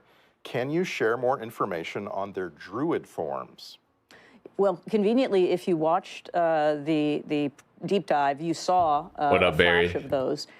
Fundamentally, they all have quills to throw back to sort of the Haraneer. But the Ace, tank form, you already is get a bots in solo pangolin shuffle bear anyway. with sort of bat-like ears. They all sort of got those ears. Yeah, they right? got the ears and the quills, and we have a Wolverine for our feral spec. We have an owl-like, quilled owl-like sort of boomkin. But best of all has got to be the swimming form. They should just throw up the picture from the overview. Axolotl. Tron, what's good, baby? Just watching the midnight We're all gonna Q&A. learn how to say And then we'll axolotl. chat for a bit. I probably said it wrong, but yeah. No, I think you got it right. I think you did. Okay, cool. The reveal of the Haraneer led to a very common question. And a version of that question that I want to ask you came from Racktoner on Reddit. Can you explain the decision-making process for which races to make playable races? A lot of this comes down to narrative. There's no secret that we started talking to the Haraneer in the War Within, and this was not a coincidence either. We wanted to build a familiarity with Orwena, with her crew, so you'd understand who these characters are when they do eventually become playable characters, as we've added them in Midnight. And of course, Midnight is part of a 3-chapter saga. We're in the middle chapter now. The Haraneer are going to be a big, important part of this story, and this is why we chose to fold them in. I feel bad. Ogres never, dude. Of bad news in these. How do you scale them, bro? Like, I know that you can't have it's not giant lost on ogre us that there are players, right? Widespread requests from players who would love to be, a Sethrak or an Ethereal or the like. And part of the question there is, as Paul said, narratively, like, does it make sense for this faction to really join the Alliance and Horde if there's, if they're cosmic, extraplanar, or more neutral by nature? But the reality of it is also, from a production perspective, one of the things we grapple with is that adding a brand new race to World of Warcraft is one of the most development-intensive things we can do, not just in one-time time commitment, but also in the long-term carrying cost for every set of armor we ever make for years and years to follow. No, we haven't reacted to the Reborn trailer very, yet. very heavily when we do. Building a race that uses or shares an existing rig, an existing skeleton, if it's an elven race or the like, makes that more straightforward. Again, that's not to say we're never going to add very novel or meaningfully different races down the line, but it's a very high bar for us to clear when we look I don't at know, Ace, maybe. how much ultimately it's going to mean that we have to do less of in other places forever in order to support this additional race alongside the others. As I've said to you before, I want Saberon. I will wait. I will be patient. Please give me Saberon. So, Massive Bear on the WoW forums asked, will Haraneer be unlockable in the 3 days of early access? I remember Earthen were not. No, not during the first 3 days. Yeah. So during that early access, we want to make Dude, sure the early access shit is the worst thing possible. Play through the campaign and understand, what's I going on. hate that for an MMO. Early access, who does not have that very stupid. They started with War Within, and it's probably never going away. Asked, how is Blizzard progressing in the war against toxicity in terms of the entire game? Uh-oh. Yeah, this is something that's a huge focus for us, and really, there's many facets to the question and the discussion. I think when people say toxicity, there's a few different meanings, perhaps, or things that they're referring to. Some of it is just the overt, hostile, harmful, antagonistic interactions that may occur online between players. We're always continuing to shore up our reporting tools, improve real-time monitoring, and get to a place where people who are disrupting our game world can be punished and ultimately removed from it if they continue to do that. On the other hand, though, I think sometimes when people talk about a community or a portion of the game feeling toxic, That can arise from just mismatched expectations. Like, if I am listing a group and I'm trying to run a raid, and I have done that raid 12 times, and I have been through groups that have wiped and learned the encounters, it's reasonable Zeus for me is getting banned. as a leader of a pug to only want players who have a certain level. Well, of now they have experience, key who have abandons, and also you can been get through those learning wipes and can succeed quickly. And so someone who is looking to learn may this feel patch. like They this added is key very abandons, challenging, this and is they kind of added toxic, being why marked can't as a we- key quitter. Why am I not welcome here? An M+. And ultimately, that's an issue of And you alignment are of flagged interests. on It's not the what when we you join a do group. It says this social person was side a. of I've things seen it to this help patch. people find like-minded players. So there's a who lever. There's a groups. lever There's tag nothing you get. wrong with wanting to complete something quickly and efficiently. There's also very certainly nothing wrong with wanting to learn and wanting a patient group. Now, if you mix those two groups, there are going to be some conflicts that emerge naturally because of different goals and expectations. So I think a lot of what we're focused on right now is also how we can help players better connect with like-minded individuals so that they can have Twitter satisfying experiences where everyone is on the same page, working towards the same goals. Thank you. I want to rip through some more housing questions. We've got several. Will we get to see our alts walking about, or maybe sitting in a chair in our house? Paul? Yeah, this is, we're looking at a lot of the same technical hurdles we talked about earlier, not only with being able to show players and other players in game, but also the pathing issues that Ian mentioned when it comes to being able to have your pets moving around and mounts moving around and whatnot. So not planned yet, but something we do talk about as a potential for the future. And I'll take this moment to say that like housing is one of those features which is really exciting for us because there are so many cool ways for it to grow. As we've built Midnight and we're sharing housing for the first time, we're going to be Looking for to you chill to group, tell yeah. us, what do you want? Is it that we want to see our house? Do we want more features? Do we want more decor? Do we want more ways that I can style the interior, exterior of my house? So let us know as you continue playing. Yeah, I mean, philosophically, with a feature the size of housing, this is something we've been working on for a very long time to really deliver what players have been expecting and what they deserve. But there comes a point when we're developing, especially a social feature, where we're almost hesitant to take it too far. Gentlemen, are they in until front we of a get green to show screen, by the way, or are they? Did and they make a understand dapper little house what right people are here? into, what they're maybe not into Little so much, studio. what they want more of, what they don't need more of, to make sure that we're really putting our time and our resources in the places that are going to maximize that value for players. And so we're so excited. Can Blizzard to see people hire jump low-cost in China in the workers months to ahead RP and my alpha and alts in my beta, of course, and then beginning this December on the live servers, and see where it goes from there. So here's a very specific question from Alastril on the WoW forums. For housing and professions, it was stated that professions through all expansions will be able to craft housing items. Will we be able to use this as a skill catch-up for the past expansions? For example, Oh, that's a could Cosby. That's leather Bobby's. worker Oh, they're on start at Bobby's Wrath yacht. Leatherworking skill 1 and craft Wrath-themed housing items to get all the way to level 75. I mean, these will give skill ups for sure. Yeah. Yeah, it looks like a It'll be set available because as of a lighting line version behind. where you Yeah, may be tuned that's based what I on thought so how too. elaborate the piece of decor is, but in general, yeah, once you get the level that you're able to build these things, then you continue to use them to level up. So many very specific requests. I want to just give you this one. It comes from Spera on the WoW forums. Is it possible to add a functional bookshelf to player housing that could store and display collected in-game books? I have a lot of those. Okay, so this is what I'm talking about. That like, Yeah. once I'm you gonna enjoy share housing for housing with the sure. I world, think it's then fun. 1,000 Fun cool little ideas thing come to out. add. And so we'll start gathering up all these cool ideas and say, what can we do next? I can confirm there will be bookshelves. Whether those bookshelves will be functional, no, not at least to start. But this is a really cool idea for a collection that we're gonna, take back. This house they use in this video all the time, couple that more. spiraling bookshelf house, Devin that's here so on Reddit sick. Wrote, what is the minimum player limit for a private or guild neighborhood? What happens if you make a private neighborhood with the minimum amount of people and then some of them go away?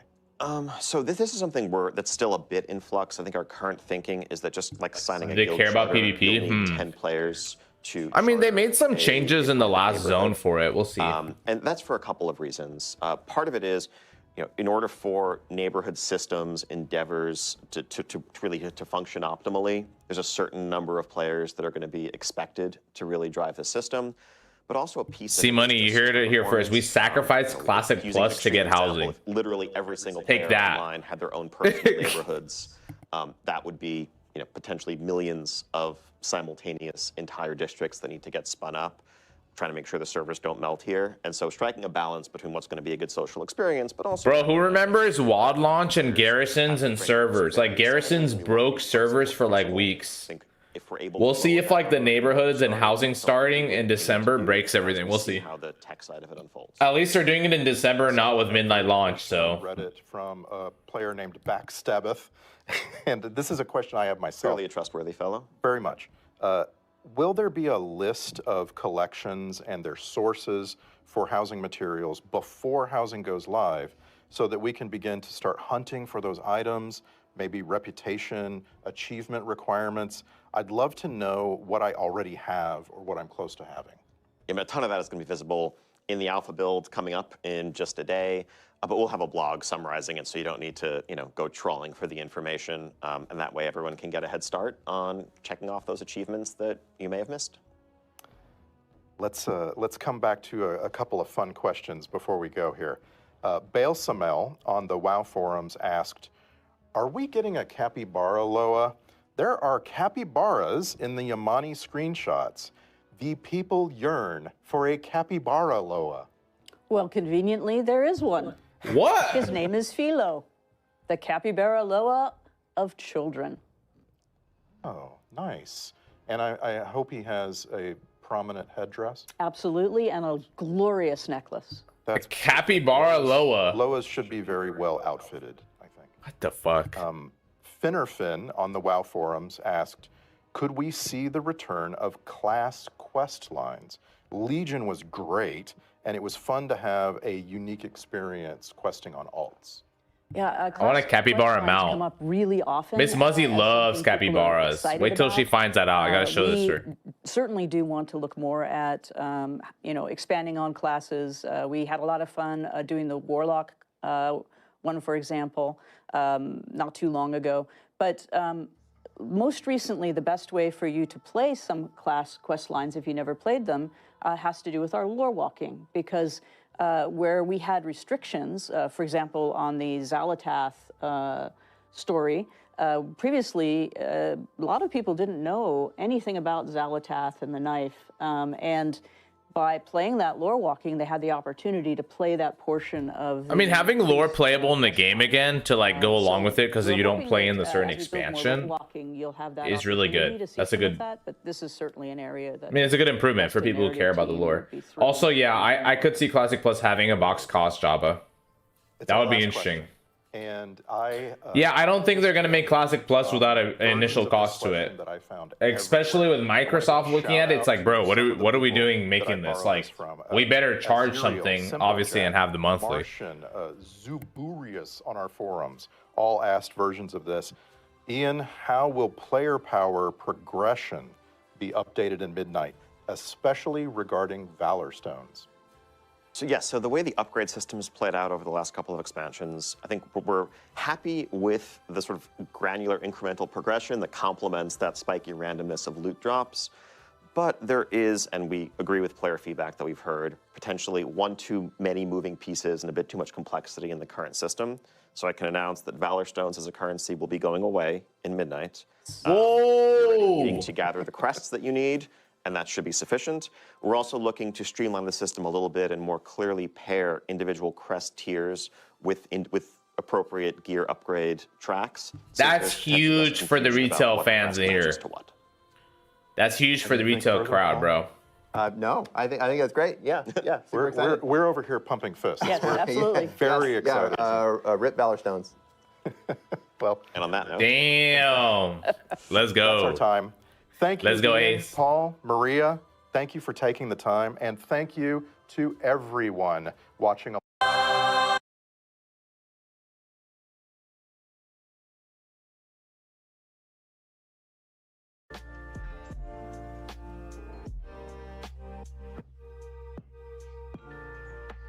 That's it. Okay. They look so dead inside. It says, oh my gosh, this is mature. And I don't know. They didn't look pissed. They didn't look weird to me. I'm not going to try to body language judge them. I'm sure there's a lot going on too. But I think the Valid Stone removal is really good. So regarding the upgrade system, Jabba, I saw your comments about that earlier too. I think it smoothed out progression for different levels of players and gave people that only play normal, only play heroic stuff, only play mythic stuff, some room to progress over a season. I do get the gearing, and classic has its good parts from just like you're not searching for the same piece and then a higher number version of it on a higher track. It's a hard balance, but this upgrade track system allows for players from different backgrounds to have some progression. I think a little bit better than some past systems. I wish they would have kept Balancers, got rid of Crest, and make it where to cap you need to do the hardest stuff. I mean, that's kind of like how it is now. The higher, like, gilded crests only come from a certain key range, and then recent changes they've made is actually going above and beyond the minimum of that range gives you more gilded crests in that key level. I think they've made some good improvements there. Like, Mythic Full Clears would get you to weekly cap, but Heroic wouldn't, etc. Okay, so you want, like... Okay, I see. That's not that far off from having different brackets. It's like right now, like let's say you do a mythic 10. I forgot if it gives like 8 or 10 gilded, okay? Now it's like you do a 12, you get 16 gilded. It just gets you to that cap faster. Why are old people making this game? Winky face. Hey man. These guys have like certain experience, right? Also, that's like honestly another issue with Amadi too is like just general economic job situation. Like engineering and tech fields are recruiting more and more senior talent and less new talent. That's a whole different problem too. So fresh ideas will be a little bit more rare. We'll see how that evolves. Spurred by AI and stuff, there are companies who are more reluctant to hire more reluctant to hire like first years straight out of college, that stuff. There's a lot of tricky things with tech going on. Agreed. I love vanilla TBC itemization. I'm just saying if gear had more stats, bring back spirit, MP5 parry, etc. Yeah, but it's because MP5 and spirit don't mean anything in retail anymore. Like they don't have a space. Like because mana recovery is determined like either your healer, most classes either don't run out of mana, or they're designed in a way that you shouldn't run out of mana unless you're healing incorrectly with a bad rotation or always panic healing.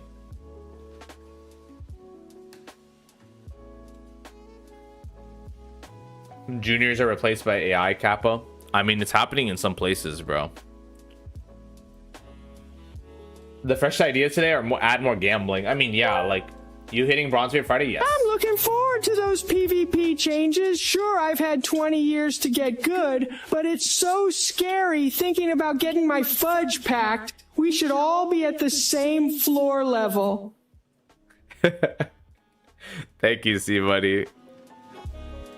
You hitting Bronzebeard this Friday? Yes, we are. So let's talk a little bit about that. I'm gonna take a little break at 11, which is coming up soon, 20 minutes. I want to talk a little bit about we talked a little bit about the thoughts with that as we went, but we're going to talk about Bronzebeard a little bit. I may do a stream later in this evening, and then we're probably going to do a stream tomorrow and of course Friday. Tomorrow I'm planning on doing another stream where we kind of look at Bronzebeard abilities and shit and think up some stuff because I'll be playing Rogue. Saying you should be at the same level as Faker is crazy, but then invent new stats. Main stats stand with 4 variable stats is super boring. Yeah, it could be a way to do it. How are you feeling about the Mystic Enchant stuff? Wrath Talent. Wrath Talents I'm cool with. Mystic Enchant I'm shaky. Mystic Enchant I'm a little shaky because if it's a situation like you gotta balance the Mystic Enchants, or it's either going to create metas and it's just going to be everybody uses certain Mystic Enchants, or they actually balance it well, and that might just take time. Yeah, they're a bit Legion vibe. The Mystic Enchants are all basically adding a very modern spell to your character. I agree. BB Rogue, the one class that gives no raid buffs. Yeah, I'm playing. The reason why I'm going BB Rogue is because I'm probably. So here's my Bronzebeard. Here's my Bronzebeard kind of thoughts, by the way. What are plans? we have Battlefield coming out the next Friday, and that's been a big game that we've been talking about, as well as other muzzlers playing. What I'm thinking of doing is I'm gonna play Bronzebeard, okay, from the Friday to, you know, to the next week minimum. If I enjoy it, we'll keep playing it here and there. I plan on doing a lot of high risk PvP. I played a lot of Ascension like early in the day, so I know a lot about their systems. I want to play a lot of high risk PvP, so we'll see how that goes. Are you gonna play? Yeah, so I'm talking about that now, Authority. Yeah, I know. I think Bronzebeard looks cool. I just think that obviously it's not Classic Plus in the most sanitized way. It's obviously gonna have a lot of modern features, so people should expect that. I've said that a lot. Dwarf Shammy Dream I had on Epoch come alive again, maybe. Dude, there you go. Re-roll it on Bronzebeard. Yeah, they have a lot of experience with it, so that's some hope that you have with Bronzebeard if you guys are going to play Bronzebeard more, and move from Epoch if you're an Epocher, is that they have had the experience of maintaining a server, especially seasonal servers, adding content and balancing from there. They've done that for many, many years. And I've been playing on the servers for a while. That they have the chops for it. Is Ascension classless extremely balanced? No. But it also has extremely custom and creative content, which doesn't always need to be balanced. All right, balance doesn't. Not everything has to be balanced. I think everything should have a fit to play in or something. A fit in the world, in the game. Yeah. They won't have any heirlooms and boost till people start using 60. Okay, here's the thing. So heirlooms require, I think, your account to be 60, right? Boosts at the minimum will require people to get their world first. I think that's still going to be within a couple days. Ascension servers are really fast usually. How fast are their balancing iterations on average? Like honestly, daily, mid-weekly to like every week kind of thing. Like 3 days to a week. There's already usually a bunch of patches after every season, fixing or changing or balancing.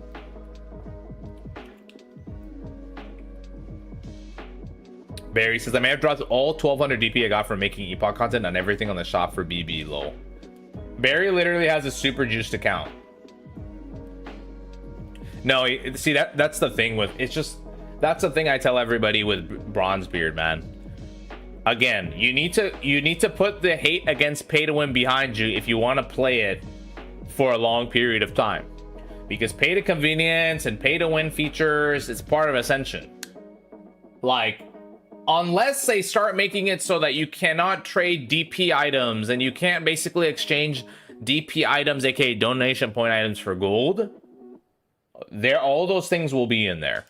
Especially, it's not pay to win, it's pay for convenience. I totally disagree with that. I played Ascension for 6+ years. It's way more than convenience. The reason why it's more than convenience, guys, it's not as simple as having bigger bags. If you can translate donated items into gold, or the efficiency to farm gold, that leads to power in a classic setting, which leads to winning. And one of the particular things that happens is in Ascension servers, there's something called blood. I forgot what it's called. It's when the PvE gear gets converted to PvP gear. You can buy that on the auction house. So you can buy PvP converted raid gear with money, and if you can buy money through one extra step with DP, then you can pay for power. Bloodforge, thank you. People who have played Ascension Realms for a long time know this, and they accept this probably, or they're not happy with it. I mean, I'm not happy with it, but at the end of the day, I'm playing Ascension to have a good time. You can buy teleports everywhere, bags, flight path. Yeah. It's no better than retail. Well, I'm going to be honest about something. You can't buy teleports everywhere and flight paths in retail. There is a lot of shit in Ascension you can buy that you can't buy in retail, which is just interesting, but it is what it is. It's like, again, guys, it's like, just have fun with it. Yeah, exactly. Just have your own personal fun and accept the pay to win for what it is if you want to play it. Because the game can both be fun and enjoyable and also pay to win, right? That's just how it is. The movement by spending is crazy. I legit will have every harsh. Dude, you bought every teleport stone. You did say you spent 1200 DP. Oh god, Barry. We guys, we opened the shop and looked at this. You remember on Wednesday or Friday last week, we did a little walkthrough of the shop. That was interesting, huh? Here, let me see. Let's open this up again real quick, and then I'm gonna head out here shortly. I got some stuff to take care of in like 15 minutes, but then we'll I'll be on later today. Come by the channel again. We'll do a little bit. I'll probably do a little bit of just like variety stuff later, but whale Barry goes hard. He spent 1k DP on big nuts. Yeah, no, you get DP when you if you submit content that you've done, like videos, you get DP from Ascension's team. That's how I got points for Epoch stuff too. Content creators get like benefits just by submitting it, depending on how like how much traction they pull and everything. Where's shop Kazan?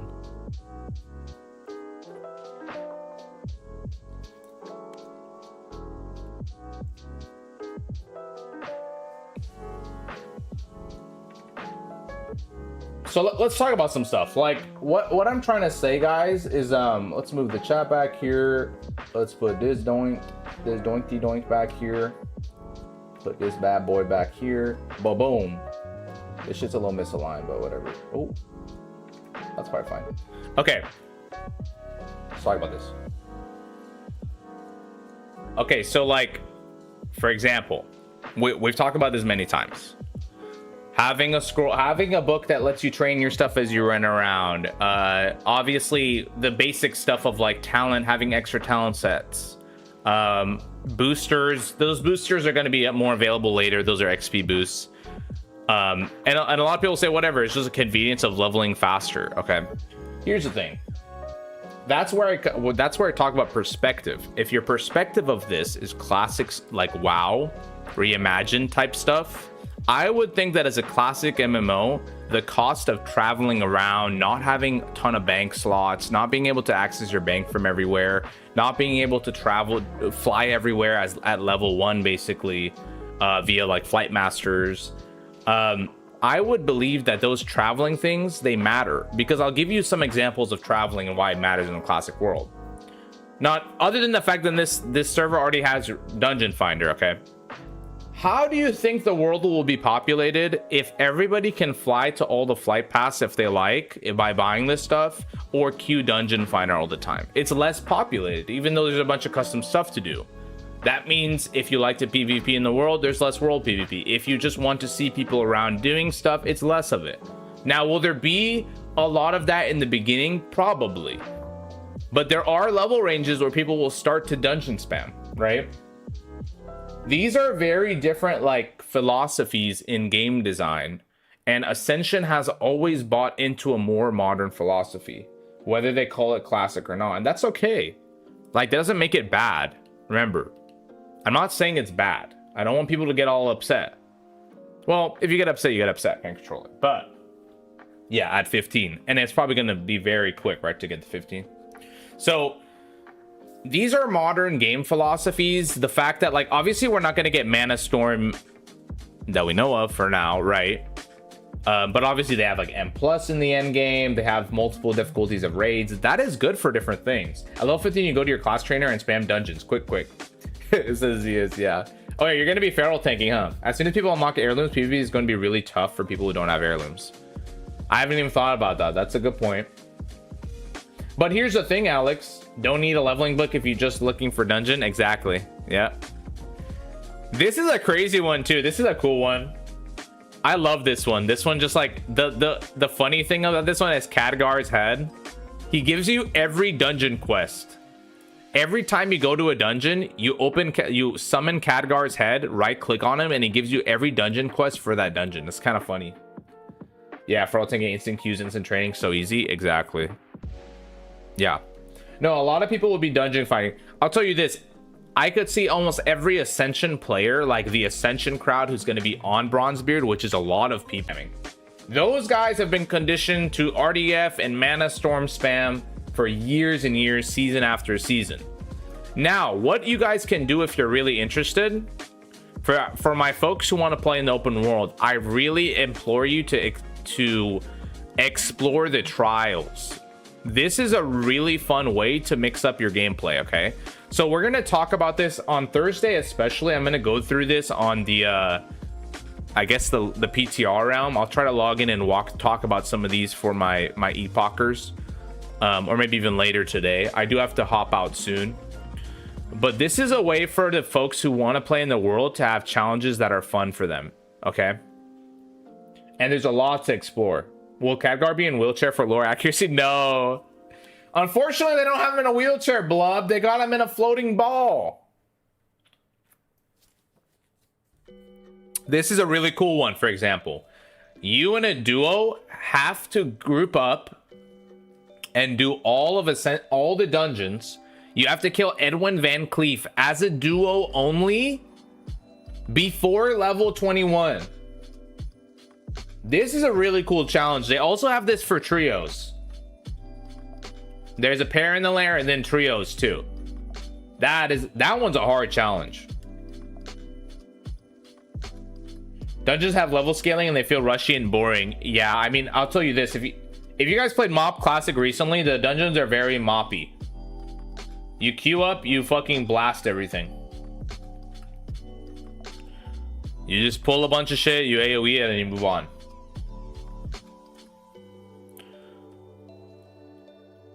Yeah, like, and then there's like silly stuff like this. If you leave a rested area, you have a bar of fatigue that starts to drop, and you must go back into a rested area eventually.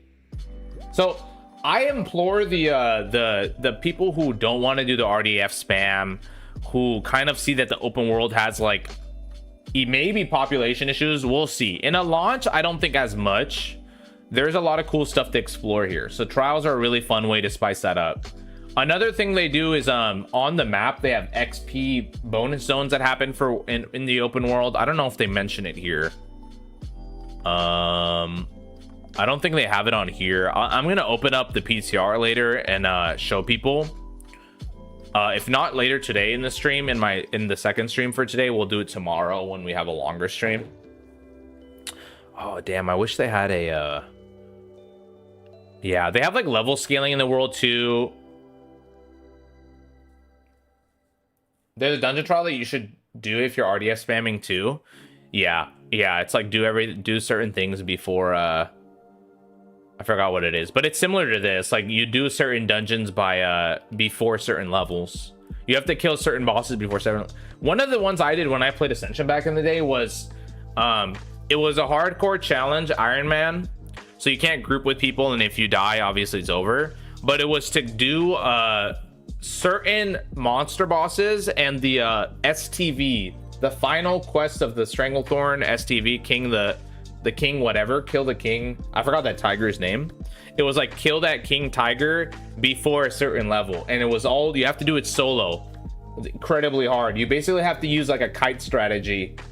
Obviously if you use pets for a lot of these challenges, it's a lot easier. Like that's what people always say. Do you lose a character on hardcore? I think on Iron Man you could be resurrected as softcore, but I don't know if they've changed it for this. They may have changed it, Maturin, but I think it's described in the trial menu. This is bronzing my beard. Oh shit. Trials have so many restrictions. Beta I saw in areas, but couldn't solo any. Neither could I group up with other players. Yes, trials have a ton. Keep that in mind. It's usually restricts you from grouping with like people who aren't doing your trial. But it's all explained on the trial page with all these symbols you can mouse over. They do it kind of explain all the like restrictions. Especially you could go to the restrictions tab as well, and it shows you every single thing you can't do. This is a crazy one, man. Only leveling via professions. So crafting gives you XP, by the way, here. Obviously gathering does, but crafting as well gives you XP on all versions, all trial or not.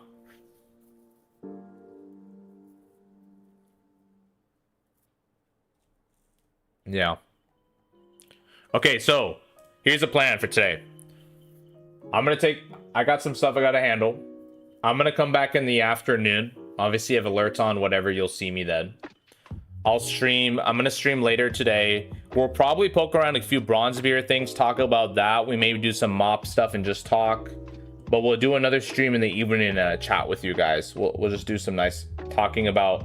We'll probably talk a little bit about the midnight stuff we saw, but a lot about the Bronzebeard. So if I have the gold, I can hit 60 while sitting in the city crafting shit. Yes. Yes, blub. Does it make the crafting like 10 times XP? No, I'm pretty sure it doesn't. I'm pretty sure it's just regular. Yep. Oh, but your gathering and crafting is shared with your party. So if you do the hardcore and not the Iron Man, you can share it with your party. I didn't know about that detail of this challenge. So this challenge, if you do it with your party, hardcore artisan guild, you share the gathering and the crafting. If you do the Iron Man lonely one, this is like solo completely. Yeah, and crafting XP is very good. It is. It really is. XP getting to 60 is not even close to a challenge on Ascension servers, by the way. Different perspective again. So like if you're coming from Epoch or Turtle, another different perspective. Like the idea of these servers are never like long journey to 60 stuff. It is pretty fast usually, with a lot of little achievements and things you can do along the way. Like there'll be like rare spawn stuff that give a bunch of XP. There'll be dynamic things, sometimes dynamic event stuff. I know that dynamically zones in different subzones in almost every zone, every like hour or something will rotate with having like double XP from all mobs in a subzone of a zone. Like in Stone Talon, the area with the venture code might get marked as a double XP zone for an hour randomly. People can also summon a double XP zone. People can, like, depending on stuff they buy in the shop. So before the weekend's over, I think we'll see almost like most of the world first 60s, and they'll have the XP boosts out there. So for those who want a prestige, which is reset your level to 1 and level again for rewards, people do a lot of that stuff as well on Ascension with XP boost. So this shit like Kata Mop Plus, yeah, it really is. The world and design of the leveling is for sure. It seems like the classes are basically Wrath classes with a couple like Legion or modern abilities depending on what enchants you get. And we'll actually explore those later, second part. It's about the destination, not the journey. Wait, what's the destination again? Prestige? The journey is the destination? Dude, some people play Ascension realms to literally level to 60 prestige and go again. Although on free pick and wildcard realms, that makes a lot more sense to do that. Obviously with Bronzebeard, I don't know if they're gonna give too much incentive to prestige other than rewards. Muzzy, I have a question. Ask me real quick. I'm gonna hop out shortly, so ask me, Crummy, and then I'm gone. And then I'll be back in the evening. I'll be back later today. Does Blizzard crit on BB? I don't believe so. I don't think it does. Unless it was critting in Wrath, Crummy. Was Blizzard critting in Wrath? Because if it does, then it might. Yeah, it's way closer to SAW than Classic Plus, 100%. It is. It is. It is way closer to SAW.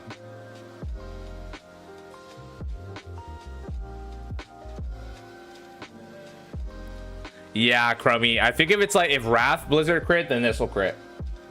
All right. Appreciate y'all. Let me come in up close. I'll be back later today.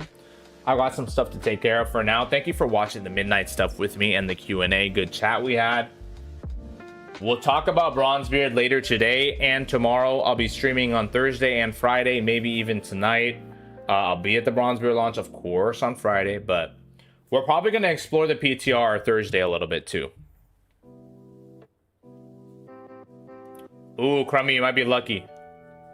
All right, bye, guys. I'll see you later today if you hop back in. Let me give you that smile and goodbye. See you guys later today or Thursday. Yeah, I'll do a live reaction to that later, Barry, for sure. Peace for now.